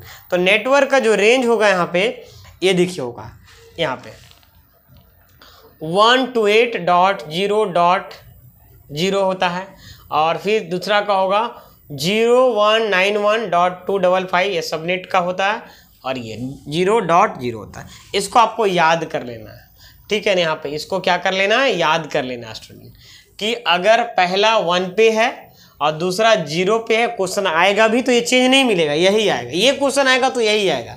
तो इसको याद कर लेना है 128.0.0.0191.255.0.0। बात समझ में आ रहा ना। चलिए अब आगे बढ़ते हैं। 16 नंबर क्वेश्चन हो गया। 17 नंबर, डैश एक लोकप्रिय ऑब्जेक्ट ओरिएंटेड प्रोग्रामिंग भाषा है।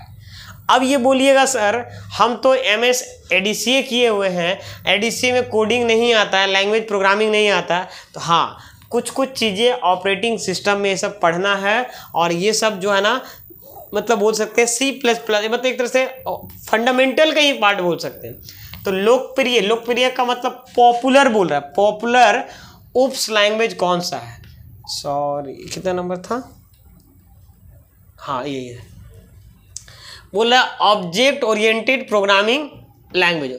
इसको हम पता है इसके जगह पे उप्स लिखा होता है, OO अब ऐसे लिखा होता है, उप या उप्स लिखा होता है, ऑब्जेक्ट ओरिएंटेड प्रोग्रामिंग स्ट्रक्चर या प्रोग्रामिंग लैंग्वेज। उप भी लिखा रहता है, ऑब्जेक्ट ओरिएंटेड प्रोग्रामिंग, है ना, ये है ना। तो इसमें से पॉपुलर कौन है, ऐसे तो इसमें तो हमको 2 दिख रहा है, ठीक है ना। तो इसमें सबसे ज़्यादा जो पॉपुलर है सभी लोगों का नज़र में C++। देखो लैंग्वेज जो होता है ना, यहाँ पे 2 प्रकार का, यहाँ पे ज़्यादातर आप लोग सुने होंगे। एक POP होता है, POP का फुल फॉर्म क्या होता है, यहाँ पे देखो अलग हो गया, ये प्रोटोकॉल नहीं है। POP का मतलब होता है procedural object programming language, POP, और एक होता है UP का मतलब होता है ऑब्जेक्ट ओरिएंटेड प्रोग्रामिंग लैंग्वेज। तो यहाँ पे बोला है कि ऑब्जेक्ट ओरिएंटेड प्रोग्रामिंग में पॉपुलर कौन है। यहाँ पे अगर C देते थे ना, C प्रोग्रामिंग, तो सारा बच्चा पता है C में मार देता, क्योंकि पता है पाइथन दे देता ना तो यहाँ पे पाइथन मार देता। पाइथन भी हो सकता था लेकिन कोई दिक्कत नहीं, लेकिन C देता ना, C नहीं हो सकता, क्योंकि C एक ऑब्जेक्ट ओरिएंटेड नहीं हो, प्रोसीजरल ऑब्जेक्ट ओरिएंटेड लैंग्वेज है स्टूडेंट। तो यहाँ पे इसका सही आंसर क्या होगा, B हो, ये 3 नंबर हो जाएगा स्टूडेंट। 17 कितना नंबर हो जाएगा स्टूडेंट, यहाँ पे 3 नंबर क्वेश्चन हो गया। नेक्स्ट यहाँ पे आते हैं स्टूडेंट, ठीक है। चलिए 18 नंबर क्वेश्चन क्या बोलना चाह रहा है, जब किसी निश्चित, क्या बोल रहा है यहाँ पे, जब किसी निश्चित समय तक कोई यूजर गतिविधि नहीं होती है। क्या बोला कि जब कोई निश्चित मतलब एक तरह से बोल सकते हैं कुछ टाइम तक गतिविधि मतलब कुछ काम नहीं करते हो, तो निजी कंप्यूटर पे एनिमेटेड छवि दिखाती है। बहुत अच्छा क्वेश्चन है। छवि का मतलब होता है एनिमेशन दिखाती है, जिसे डैश कहा जाता है। और इसको यहीं तक क्वेश्चन खत्म, यहीं तक हो गया। लेकिन और बोल रहा है स्क्रीन सेवर का मुख्य उद्देश्य बर्न इन, है ना, बर्न इन समान छवि के पुनः स्कैन किए जाने के घंटे बाद कैथोड रे ट्यूब, जिसका फुल फॉर्म होता है CRT, CRT का फुल फॉर्म होता है कैथोड रे ट्यूब के भीतर फॉस्फर में छवि को बर्न करना। बताइए यहाँ पे, तो बर्न मतलब जलाना, लेकिन यहाँ पे जलाने की बात नहीं हो रहा है, मतलब उसको प्रदर्शित करना हो रहा है। बात समझ में आ रहा है स्टूडेंट यहाँ पे? तो इसका क्या सही आंसर होगा? देखो स्टूडेंट, सीधा सीधी ये बोल रहा है, ये तो बोल ही दिया स्क्रीन सेवर, यहाँ पे क्वेश्चन में क्लियर कर दिया। देखिए यहाँ पे कि देखते हैं ना आप लोग क्या करते हैं, हम लोग कंप्यूटर में स्क्रीन सेवर सेट कर देते हैं, और स्क्रीन सेवर सेट कर देते हैं और टाइमिंग ले लेते हैं, 2 मिनट 1 मिनट टाइमिंग ले लेते हैं कि नहीं। और जब टाइमिंग ले लेते हैं और टाइमिंग सेट अप्लाई ओके कर देते हैं, तो हम लोग को क्या होता है, कंप्यूटर में दिक्कत क्या होता है कि 2 मिनट अभी हम कर देंगे 2 मिनट, तो 2 मिनट वेट, हमको वीडियो को आपको वेट करना पड़ जाएगा, ठीक है ना। और सेट करेंगे और छोड़ देंगे, मतलब कुछ भी एक्टिविटी माउस वगैरह नहीं छुएंगे तो ऑटोमेटिक एनिमेटेड होने लगेगा। ये मोबाइल में भी फंक्शन देता है स्टूडेंट, तो इसका सही आंसर क्या हो जाएगा? स्क्रीन सेवर हो जाएगा स्टूडेंट, ठीक है ना। क्या होगा, देखो ऑपरेटिंग सिस्टम वाला सारा जो चीज़ें हैं ना, हर चीज़ प्रैक्टिकल करके नहीं दिखाया जा सकता, वो आपको समझना ही पड़ेगा। वर्ड एक्सेल पावर पॉइंट वाला हर चीज़ें प्रैक्टिकल करके दिखाया जा सकता है, ठीक है ना। जैसे आप पूछ देगा हार्ड डिस्क में कितने सेक्टर्स होते हैं, तो उसको तोड़ के मैं नहीं दिखा सकता, बात समझ में आ रहा है? वो आपको समझना, हाँ पिक्चर के माध्यम से मैं समझा सकता था, इसका अगर डाउनलोड किया हुआ रहता तो। चलिए अब यहाँ तक समझ में आ गया स्टूडेंट। यहाँ पे आप MS वर्ड 2016 में मेल मर्ज का उपयोग करके, क्या बोला है, आप MS वर्ड 2016 में मेल मर्ज का उपयोग करके लेवल प्रिंट करना चाहते हैं। अंत में जब लेवल जैसा आप चाहते हैं वैसा, क्या बोल दिया जी, अंत में जब लेवल जैसा आप चाहते हैं वैसा दिखता तो वह मेलिंग प्रिंट डॉक्यूमेंट पर जाएं। अगर आप चाहते हैं जैसा दिखाना चाहते हो वैसा दिखे तो आप किस ऑप्शन पे जाएंगे? बताइए student. View levels, check levels, check records, finish and merge और अपडेट लेवल्स। बताइए स्टूडेंट, इसका सही आंसर क्या होगा स्टूडेंट? यहाँ पे देखो, यहाँ पे हम चाहते हैं जैसा वो दिखाए वैसा, मतलब दिखे, तो आपको क्या करना होगा, फिनिश एंड मर्ज पे जाना होगा। यहाँ पे लेवल का मतलब समझ में आ रहा है? यहाँ पे क्या पूछा, प्रिंट डॉक्यूमेंट पर जाएं, ठीक है। यहाँ पे क्या बोला, फिर से इसको पढ़ते हैं, आपको समझाते हैं। MS वर्ड 2016 में मेल मर्ज का उपयोग करके लेवल प्रिंट करना चाहते हैं, लेवल प्रिंट करना चाहते हैं। अंत में जब लेवल जैसा आप चाहते हैं वैसा दिखता तो है मेलिंग डैश प्रिंट डॉक्यूमेंट पर जाएं। किस ऑप्शन पे जाएंगे? तो फिनिश एंड मर्ज से क्या होता है, मेलिंग ऑप्शन फिनिश होता है, ठीक है ना। व्यू में नहीं जाएंगे, चेक रिकॉर्ड्स में नहीं जाएंगे, अपडेट लेवल्स में नहीं जाएंगे, ठीक है ना। आपको किस में जाना है स्टूडेंट? यहाँ पे फिनिश एंड मर्ज में जाना। कहाँ जाइएगा? फिनिश एंड मर्ज में जाएंगे स्टूडेंट। चलिए अब यहाँ पे इसको MS वर्ड को खोलिए, MS वर्ड से क्वेश्चन है। आप देखिए यहाँ पे मेलिंग में जाते हैं और यहाँ पे लेवल्स में, ठीक है ना। और जैसे आप लेवल में क्लिक करते हैं, यहाँ पे कोई भी लेवल ले लेते हैं और यहाँ पे लेवल, और यहाँ पे न्यू डॉक्यूमेंट, यहाँ पे क्या बोला है, यहाँ पे ऑप्शन में, एक minute, update, check record, view levels, update level. हाँ अब देखो यहाँ पे न्यू रिकॉर्ड्स रहता तो न्यू रिकॉर्ड्स भी आंसर होता था, और या नहीं तो फिर क्या होगा, finish and merge. Finish and मर्ज के लिए क्या करना होगा स्टूडेंट? यहाँ पे तो फिनिश एंड मर्ज से आपको फिनिश, कहाँ फिनिश और मर्ज मिलता है वो भी मैं दिखा देता हूँ। ये वाला ऑप्शन, ये ऑप्शन तब दिखेगा आपको जब आपका ये ऑप्शन में हम कोई काम कर लेंगे। ये देखो यहाँ पे है ना, इसके मदद से आप क्या कर सकते हैं, लेवल को फिनिश कर सकते हैं, लेटर को फिनिश कर सकते हैं, ठीक है ना। चलिए नेक्स्ट ऑप्शंस क्या है इसको समझिए आप। MS वर्ड दस्तावेज में बुलेट की शैली, देखो शैली का मतलब यहाँ पे स्टाइल हो गया, समझिएगा यहाँ पे, ठीक है ना। क्या बोला है यहाँ पे, स्टाइल बदलने के लिए क्या बोला है, MS वर्ड डॉक्यूमेंट में बुलेट स्टाइल बदलने के लिए क्या यूज करते हैं यहाँ पे, उस बुलेट सूची का चयन करें, मतलब उस बुलेट जो भी लिस्ट, ये देखो हम थोड़ा पढ़ते जाएंगे, बुलेट लिस्ट को सेलेक्ट करें जिसे आप फॉर्मेट करना चाहते हैं। होम टैब पर पैराग्राफ समूह में बुलेट्स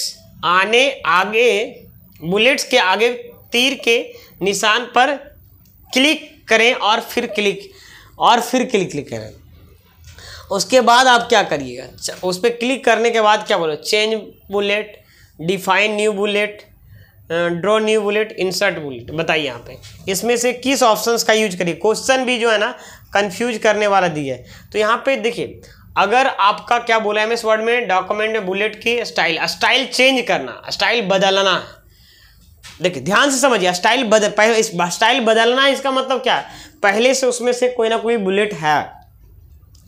समझिए यहाँ पे न्यू बुलेट मतलब कोई, जैसे इसी में मान लीजिए कि ये समझिएगा कि ये मेरे पास डेटा दिया हुआ यही वाला, ये जो क्वेश्चन हम बनाए होंगे, और इसको हमको स्टाइल बदलना है। तो पहले हम क्या करेंगे, सेलेक्ट करेंगे पूरा जो पैराग्राफ है जो भी, उसके बाद बुलेट पैराग्राफ ग्रुप में जाएंगे, ग्रुप मतलब समूह में जाएंगे। उसके बाद आपको क्या करना होगा, चेंज बुलेट पे क्लिक करेंगे तो हो जाएगा। मतलब इसका मतलब पहले से बुलेट है, ठीक है। इसका सही आंसर क्या होगा, ये हो जाएगा। बाकी सर डिफाइन न्यू बुलेट्स कब होगा, जो बुलेट, देखो बुलेट में जो ऑप्शन नहीं है और अंदर से कोई लेना चाहते हैं सिंबल वगैरह, तब उसके लिए ये ऑप्शन का यूज किया जाता है। चलिए यहाँ पे, और इंसर्ट कब होता है, जब कोई मान लीजिए कि इंसर्ट करना रहता है, मतलब आपको न्यू बात समझ में। चलिए अब यहाँ पे आगे बढ़ते हैं। यहाँ पे MS वर्ड 2016 में वर्तनी और व्याकरण, फिर से देखिए समझिए आप, वर्तनी मतलब स्पेलिंग एंड ग्रामर। क्या बोला, MS वर्ड 2016 में स्पेलिंग एंड ग्रामर जांच विकल्प डैश मेनू में मिलता है। कौन सा मेनू में मिलता है, स्पेलिंग एंड ग्रामर तो हम कई बार बता चुके हैं, ये क्वेश्चन रहेगा यही रहेगा, सारा सीटिंग में स्टूडेंट रहेगा, क्योंकि अलग से ये टॉपिक ही था। तो रिव्यू मेनू में रहेगा। कौन सा मेनू में रहता है, रिव्यू मेनू में। देखिए इसको हम भी दिखा देते हैं, ऐसे तो हम डेली दिखा ही रहे हैं इसका यूज। रिव्यू मेनू में जाइएगा और यहाँ पे क्या है, स्पेलिंग एंड ग्रामर है। इसका शॉर्टकट की देखिए यहाँ पे, ये क्या है, स्पेलिंग एंड ग्रामर है। और ये कौन सा मेनू में मिलेगा, रिव्यू मेनू में मिलेगा। और ये देखिए यहाँ पे, ठीक है ना। स्पेलिंग एंड ग्रामर का जो शॉर्टकट की होता है F7 होता है। क्या होता है स्टूडेंट, यहाँ पे F7 होता है। क्या होता है, F7 होता है, याद रखिएगा, ठीक है। चलिए अब आगे बढ़ते हैं स्टूडेंट। यहाँ पे तो इसका सही आंसर क्या होने वाला है बताइए। तो यहाँ पे रिव्यू हो जाएगा, ठीक है। रिव्यू मेनू या रिव्यू टैब, यहाँ पे क्या हो जाएगा, रिव्यू हो जाएगा, रिव्यू, ठीक है। चलिए अब आगे बढ़ते हैं स्टूडेंट। यहाँ पे नेक्स्ट क्वेश्चन की ओर, है ना। 22 नंबर क्वेश्चन, विकल्प में दिया गया कौन सा सूत्र का मतलब फॉर्मूला, ठीक है। थोड़ा सा ज़्यादा हिंदी मीनिंग समझने का कोशिश करिएगा तो गड़बड़ा जाइएगा, ठीक है ना। विकल्प का मतलब हो गया लिस्ट, है ना, मतलब जो भी लिस्ट है ना, ऑप्शन बोल सकते हैं। विकल्प का मतलब ऑप्शन, लिस्ट भी बोल सकते हैं थोड़ा देर के लिए समझने के लिए। ऑप्शन में दिया गया कौन सा फार्मूला निम्नलिखित में से निम्नलिखित फार्मूला के बराबर है। मतलब ये भी यहाँ पे देखिए एक फार्मूला है D1 D2 D3 D4 D5 D6, ये फार्मूला के बराबर और कौन सा फार्मूला है। तो ये फार्मूला के बराबर जो है ना स्टूडेंट, यहाँ पे मतलब ये फार्मूला कर क्या रहा है पहले समझाते हैं। ये फार्मूला D1 से लेकर D6 तक जोड़ रहा है, ऐड कर रहा है, इट मीन्स। तो यहाँ भी जो है ना कौन सा फार्मूला ये सही है, इसके बराबर है, तो ये वाला फार्मूला सही है। क्या मैं इसका प्रैक्टिकल करके दिखा दूं? यस सर, दिखा दीजिए। चलिए हम दिखा देते हैं, थोड़ा सा मेरा मार्कर गिरेगा नहीं ना। देखिए स्टूडेंट यहाँ पे समझिएगा, हम इसका प्रैक्टिकल D1 से लेकर D6 तक है, तो ये ध्यान दीजिएगा, ये आपको रख लीजिएगा स्क्रीनशॉट करके। अब हम एक्सेल की ओर चले जाते हैं, एक्सेल में चले गए यहाँ पे। अब यहाँ पे D1 से D6 था, तो यहाँ पे ये D है, D1 है ना, ये देख दीजिए, दिख रहा है सर कैमरा में, ठीक है। D1 यहाँ पे मैं इसमें कोई डेटा ले लेते हैं, 10 ले लेते हैं, 20 ले लेते हैं, 10 30 40 D6 तक। तो देखो बच्चा, ये है D1, क्योंकि D का कॉलम है, रो नंबर 1 है, दैट इज कॉल्ड D1। ये D का कॉलम है, रो नंबर क्या 5 तक ही लिखे हैं, 6 तक लिख देते हैं यहाँ पे, मैंने यहाँ पे 50 लिख दिए। ये आपका क्या है, D6 है, मतलब ये D का कॉलम है और रो नंबर क्या है, 6 है, तो इसीलिए इसको हम क्या बोलेंगे, D6 बोलेंगे। क्या बोलेंगे स्टूडेंट, यहाँ पे D6। और ये D का कॉलम है, देखो ये D का कॉलम है और रो नंबर क्या है यहाँ पे 1 है, तो ये क्या कहलाएगा यहाँ पे, D1 कहलाएगा। तो D1 से लेकर D6, तो अगर ऐड करना है, सभी को हमको ऐड करना है, इसका फॉर्मूला पता है क्या होगा, तो यहाँ पे फॉर्मूला होगा, हम आपको करके दिखा देते हैं। इक्वल टू होगा और यहाँ पे क्या है, D1 होगा, प्लस हो जाएगा स्टूडेंट यहाँ पे D2 होगा, प्लस क्या होगा, D3 होगा। टाइप भी कर सकते हैं, माउस से क्लिक कर रहे हैं, इक्वल टू देने के बाद। और एक्सेल के कोई फार्मूला के पहले इक्वल टू लगाना कंपलसरी होता है स्टूडेंट, ठीक है, D5। तो ये फार्मूला दिया हुआ आपका कंप्यूटर में, और इंटर करिएगा तो देखिए क्या होगा, 160, मतलब सभी को अगर जोड़ते हैं, सभी बॉक्स को ये जोड़ेगा तो D6। तो यही बोल रहा है कि इस फार्मूला के बराबर, ये जो फार्मूला है इसको हम यहाँ पे बराबर का मतलब क्या हुआ, कोई और भी फार्मूला लगाएंगे तो उसी फार्मूला में से, तो क्या है, तो इसका एक और फार्मूला क्या बराबर है, इसको हम कलर कर देते हैं ताकि आपको पता चले कि यहाँ फार्मूला लिखे थे, और नहीं तो फिर हम इसको फार्मूला को एक बार दिखा देते हैं। तो समझ में आ गया, यहाँ पे 160 आ रहा था। अब यहाँ पे दूसरा वाला फार्मूला लिखते हैं, equal to sum bracket open, और यहाँ पे क्या हो जाएगा, ये वाला फार्मूला। सम क्या है, एक प्री डिफाइंड फंक्शन है जो गिवन रेंज को स्टूडेंट ऐड करता है। देखो पूरा एकदम डिटेल से अगर बोलोगे ना तो एक्सेल का क्लास पूरा बढ़िया से प्रैक्टिकल समझना होगा, ठीक है ना। तो अब यहाँ पे जहाँ तक हो सके मैं बताने का कोशिश करता हूँ जिससे आप समझ पाएंगे, ठीक है ना। तो D1 से लेकर D6 और इंटर करेंगे तब भी 160 आ गया, और यहाँ पे ये आ गया। तो इसका मतलब क्या हुआ, ये दोनों ये फार्मूला, ये जो आपका फार्मूला है स्टूडेंट, ये जो फार्मूला आप देख रहे हैं ये क्या इसके बराबर है कि नहीं, यस बराबर है, क्योंकि दोनों का आंसर सेम है, तो ये दोनों बराबर है, ठीक है ना। दोनों लिखा हुआ बराबर नहीं है लेकिन दोनों का आंसर आपका सेम आएगा। तो वही यहाँ पे बोलना चाह रहा है, यहाँ पे एक मिनट, यहाँ पे कि बताइए ये जो फार्मूला है इसमें से किसके बराबर है। तो देखो बच्चे यहाँ पे ये वाला नहीं होगा और ये भी नहीं होगा, और ये अगर करते हैं ना तो D1 को ऐड करता और D6 को करता, बीच वाला को नहीं करता। और D1 रेशियो D6 करें ना तो D1 से लगातार D6 को, और यही यहाँ पे कर रहा है। मतलब देख रहे हैं इतना बड़ा फार्मूला इतना छोटा में भी लिख सकते हैं, इसमें बात समझ में आ रहा है। तो ये सही आंसर क्या होगा, 1 नंबर हो जाएगा। क्लियर, समझ में आ गया स्टूडेंट यहाँ पे, ठीक है। चलिए अब यहाँ पे आगे बढ़ते हैं स्टूडेंट, काफ़ी लंबा वीडियो हो जा रहा होगा, ठीक है, लेकिन स्टूडेंट कुछ क्वेश्चन और करवाऊंगा। 23 नंबर क्वेश्चन क्या बोलना चाह रहा है, MS वर्ड में मेल मर्ज ऑप्शंस के संबंध में निम्नलिखित में से क्या कौन सा कथन गलत है। बार बार यही पूछ रहा है कि मेल मर्ज के संदर्भ में कौन सा कथन गलत है। स्टूडेंट जवाब दीजिए स्टूडेंट यहाँ पे, ठीक है।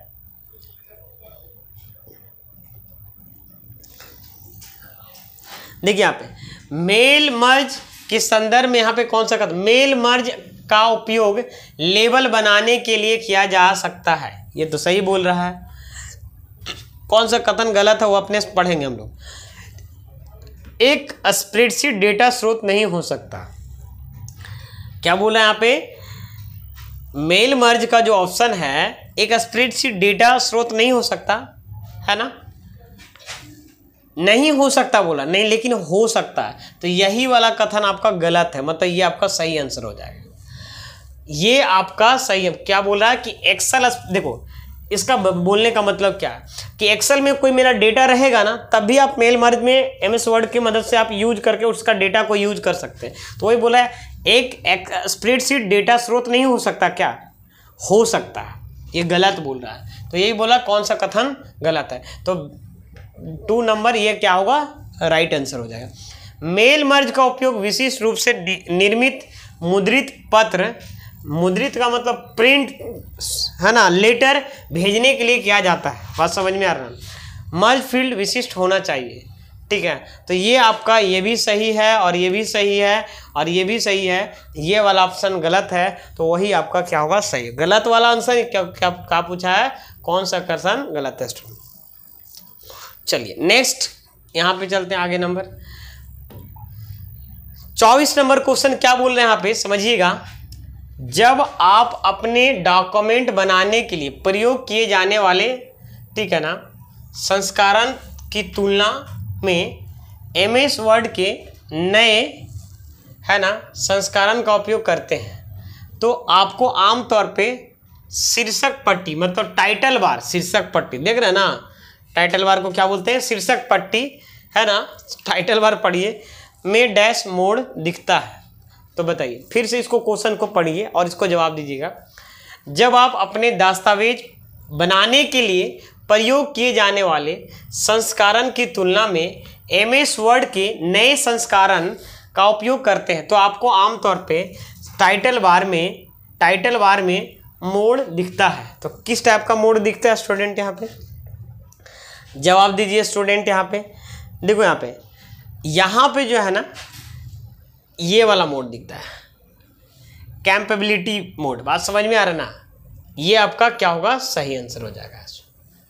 क्या होगा यहाँ पे, सही आंसर हो जाएगा स्टूडेंट, कैपेबिलिटी, है ना। चलिए अब इसमें आगे बढ़ते हैं, ठीक है।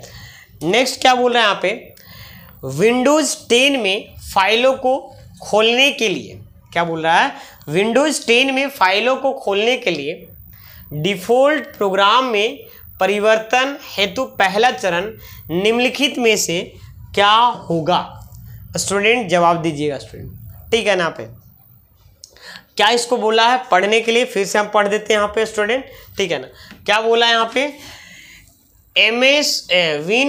विंडोज 10 में फाइलों को खोलने के लिए, विंडोज 10 में अगर फाइल को खोलना है, डिफ़ॉल्ट प्रोग्राम में परिवर्तन मतलब चेंज हेतु पहला चरण, ठीक है ना, निम्नलिखित में से क्या होगा।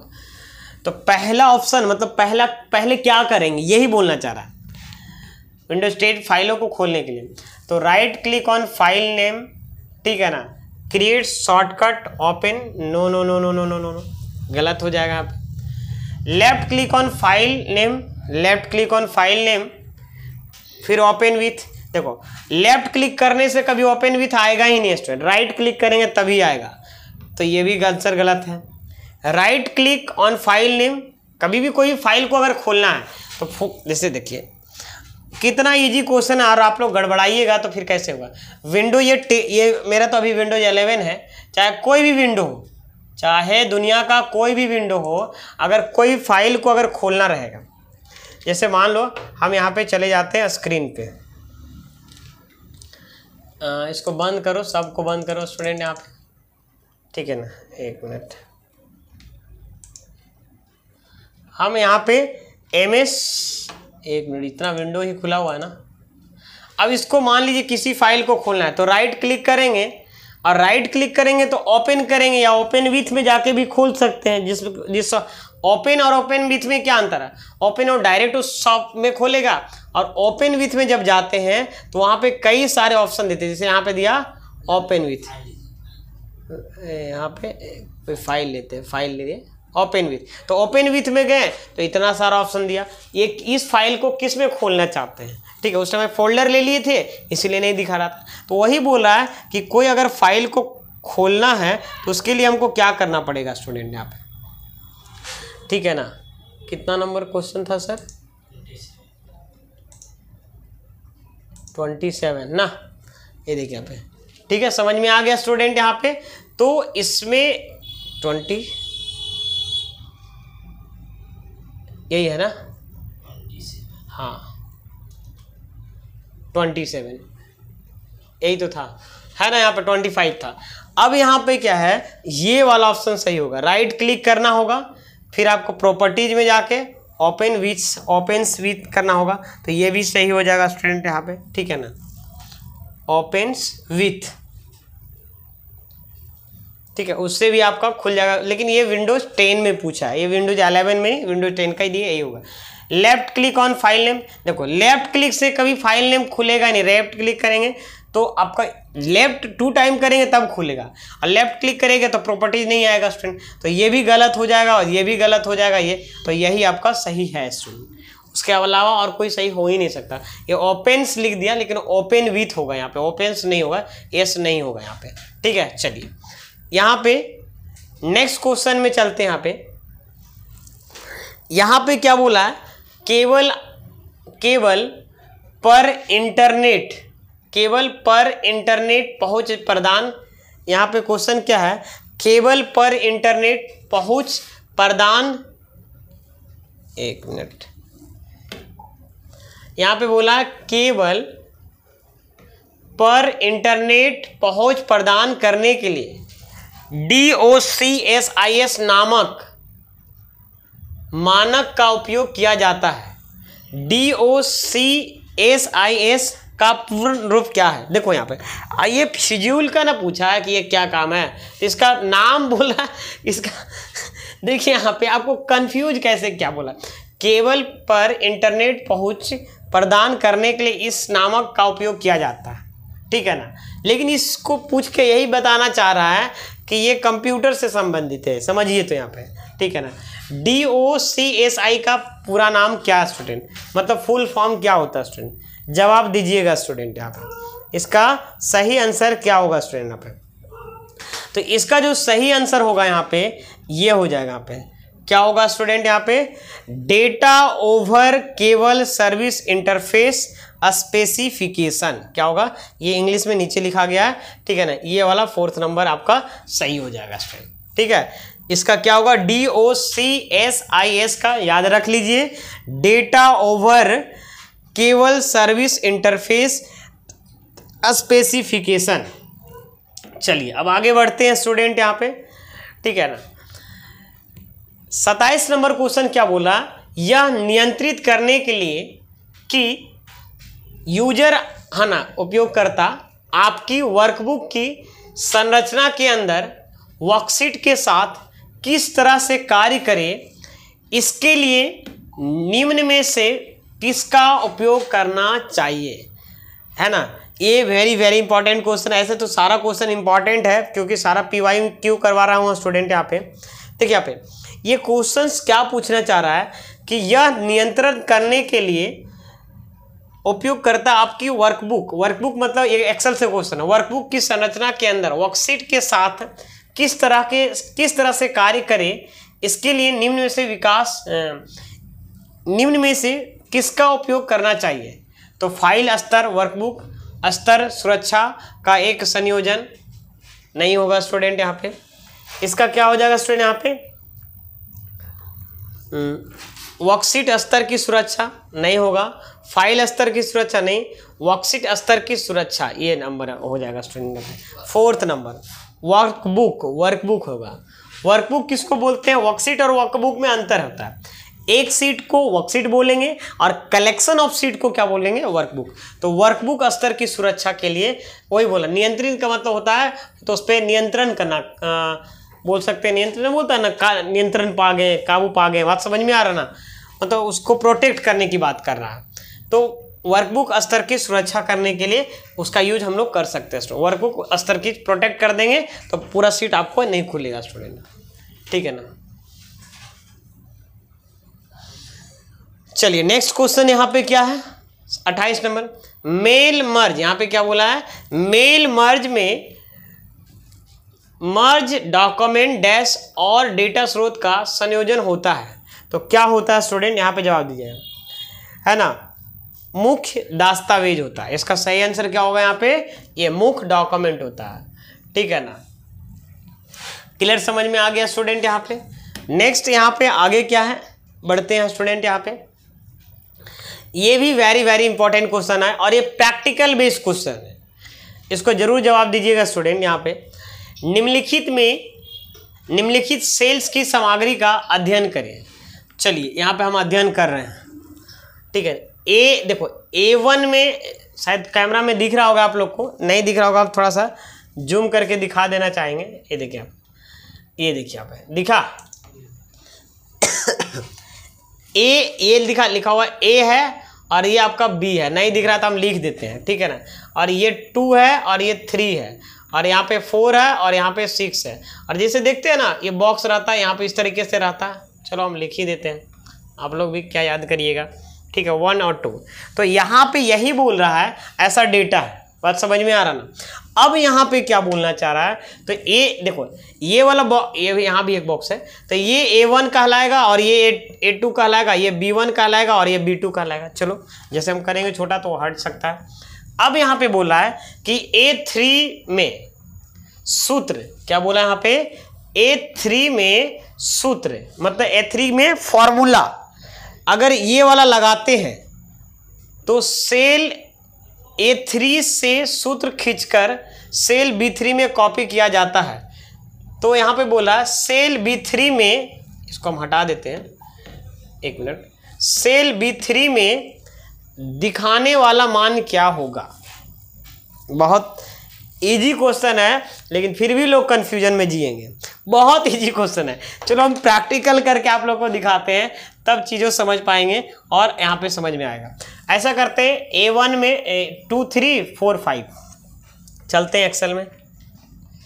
एक्सेल कहाँ है, यहाँ देखें, यहाँ पे हटा देते हैं, थोड़ा जूम कर देते हैं, ताकि देखो 2 3 और यहाँ पे क्या है 4 5 देख लेते हैं वैल्यू, नहीं तो पता है दूसरा वैल्यू आ जाएगा स्टूडेंट। हाँ यही तो है, 2 3 4 4 6 था जी, बोले ना, एक मिनट, 4 6 है, ठीक, 4 6। अब यहाँ तो समझिएगा बच्चे, पता है क्वेश्चन समझो तो हर मोड पे फंसाने का कोशिश इस बार और किया जाएगा। ये तो 2019 का क्वेश्चन है और इसी टाइप का क्वेश्चन रहेगा स्टूडेंट। अब यहाँ पे इक्वल टू करते हैं और यहाँ पे अच्छा फॉर्मूला भी देखिए कि लगाना होगा, अपने मन से नहीं लगाना। बोला डॉलर A3 में, तो A3 किसको बोलेंगे, A3 यही ना कहलाएगा। देखिए यहाँ पे A का कॉलम है, रो नंबर 3 है, तो A3 कहलाएगा। तो A3 में ये देखो A3 कहलाएगा, हम लिख रहे नहीं रहे, ये इसको, इस बॉक्स को A3 बोलेंगे। तो यहाँ पे बोल रहा है कि यहाँ पे लिखना है, क्या लिखना है, dollar A1 into dollar A2। यहाँ पे देखते हैं, लिख देते हैं डॉलर,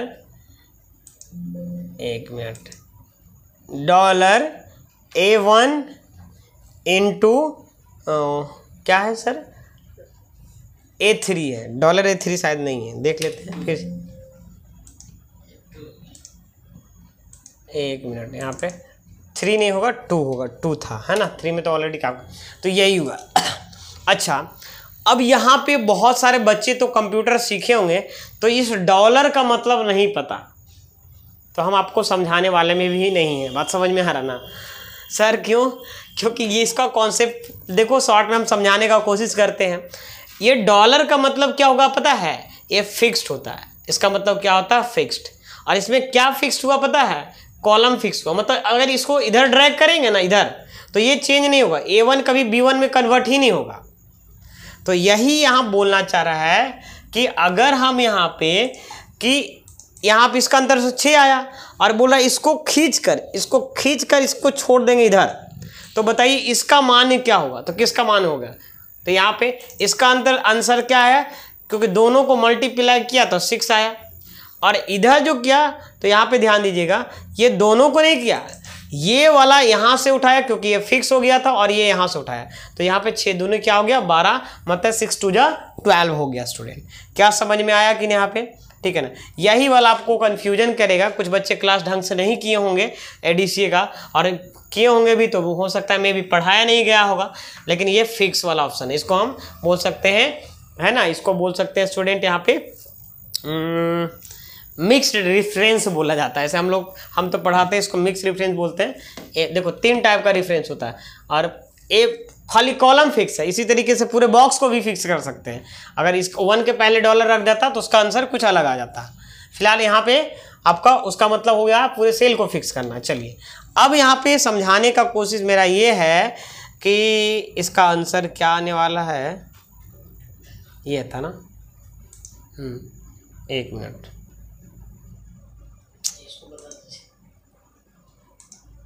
अरे यार, अब यहाँ पे देख, इसका सही आंसर क्या होगा, यहाँ पे ये आपका क्या है स्टूडेंट, यहाँ पे इसका सही आंसर क्या आया था 12 आया था, मतलब ये आपका सही आंसर होगा। ठीक है, चलिए अब आगे बढ़ते हैं। यहाँ पे नेक्स्ट क्वेश्चन है MS पावर पॉइंट का। यहाँ पे MS पावर पॉइंट में गलत पूर्व निर्धारित स्लाइड लेआउट की पहचान करें। पूर्व निर्धारित स्लाइड लेआउट की पहचान करना है स्टूडेंट, बताइए MS पावर पॉइंट में। तो यहाँ पे 30 का क्या होगा स्टूडेंट, यहाँ जवाब दीजिएगा फटाफट। यहाँ पे क्या होगा, पूर्व निर्धारित मतलब पहले से निर्धारित स्लाइड लेआउट की पहचान करें। कैप्शन के साथ चित्र, कैप्शन वाली सामग्री, तुलना, 3 सामग्री। क्या होगा इसका आंसर? 3 सामग्री, मतलब 3। अरे यार, ये आंसर सही हो जाएगा। एमएस पावर पॉइंट में गलत पूर्व निर्धारित स्लाइड की लेआउट, मतलब गलत मतलब बोलना चाह रहा, सही नहीं। ये देखो, कैप्शन के साथ चित्र हो सकता है, कैप्शन के साथ सामग्री हो सकता है, तो लॉजिकल हो सकता है, लेकिन 3 सामग्री यहाँ पे नहीं होगा। ये आपका सही आंसर हो जाएगा स्टूडेंट, ये वाला। ठीक है, क्लियर हो गया यहाँ पे। अगर आप चाहते हैं बेल्ट्रॉन का तैयारी कर रहे हैं और कोई भी, अगर आप चाहते हैं कि सर मेरा वर्ड का, एक्सेल का, PYQ का जितना भी क्वेश्चन है मेरे को चाहिए, और जितना भी हिंदी इंग्लिश टाइपिंग से रिलेटेड जो भी आपका प्रॉब्लम होता है, जैसे कोई वर्ड बनाने में प्रॉब्लम होता है, लेटर लिखने में बहुत सारे बच्चे बोलते हैं कौन इंग्लिश से क्या दबाएं स्टूडेंट, वो सब अगर प्रॉब्लम होता है तो वो सब का सॉल्यूशन आपको मेरे पास यहाँ पे है स्टूडेंट। यहाँ पे देखिए, ठीक है, यहाँ पे हम बताना चाहेंगे कि आप इस PDF को आप ले सकते हैं, और ये PDF में आपको क्या मिलेगा हम आपको लिंक डिस्क्रिप्शन में डाल देंगे, और मेरी टेलीग्राम चैनल पे ज्वाइन कर सकते हैं, वहाँ पे सारा है ना मिल जाएगा स्टूडेंट। यहाँ पे आपको ये PYQ जो है ना सभी को परचेज करना चाहिए। बिहार बेल्ट्रॉन, इसका प्राइस भी बहुत काफ़ी कम रखें, 49 रुपीज़ या 48 रुपीज़ है स्टूडेंट। इसमें क्या क्या मिलने वाला है, इसमें आपको 5 टॉपिक तो यहाँ दिखाएं, लेकिन 5 टॉपिक जितना भी PYQ है लगभग 2000 PYQ मिल जाएगा आप स्टूडेंट, और एकदम सारा डिटेलिंग, और ई बुक भी मिल जाएगा। मंगल फॉन्ट का जो मंगल रेमिंगटन गिल मांगा है, उसमें कौन सा उंगली कहाँ रखना है, कैसे करना है, वो सारा चीज़ को बताया गया है। ठीक है ना। उसके बाद जब कोई इसमें पता है ना, रेमिंगटन गिल में कोई वर्ड आपको कृति जैसा होता नहीं है, वर्ड बनाना पड़ता है हलंत के मदद से, है ना, मतलब जैसे होता है ना संधि विच्छेद करते हैं उसी तरीके से मदद से, तो उस ग्रामर को फॉलो करता है। तो वो चीज़ें कैसे, जैसे अगर बनाना होगा आधा फ बनाना होगा तो आप कैसे बनाना होगा, या नहीं तो फिर और कुछ भी जैसे लिखना है ना, पश्चात लिखना है तो पश्चात आप लिख नहीं पाएंगे, दिक्कत होगा। बहुत सारे बच्चे लिख नहीं लेंगे, लेकिन अगर हम बोलते हैं कि जो भी दिक्कत हो रहा है ये सब में सॉल्यूशन है, फिर वर्ड, एक्सेल, पावर पॉइंट है फ्रेंड। तो अगर आप चाहते हैं ले सकते हैं, ये तो मेरा सजेशन था, इसलिए हम इसका प्राइस कम रखें, खाली हर बच्चा बस परचेज कर पाए, बस 49 रुपीज़। ना तो मेरा कोर्स का प्राइस है, ना तो वीडियो यूट्यूब पे फ्री दे रहे हैं, बस इसमें बहुत टाइम, PPT बनाने में काफ़ी टाइम लगता है स्टूडेंट। ठीक है ना। तो चलिए, आई होप समझ पाए होंगे। अगर आपको वीडियो अच्छा लगता है तो लाइक करिए, क्योंकि लाइक करने से मेरा मोटिवेशन बनता है और हमेशा हम वीडियो लाने का कोशिश करेंगे।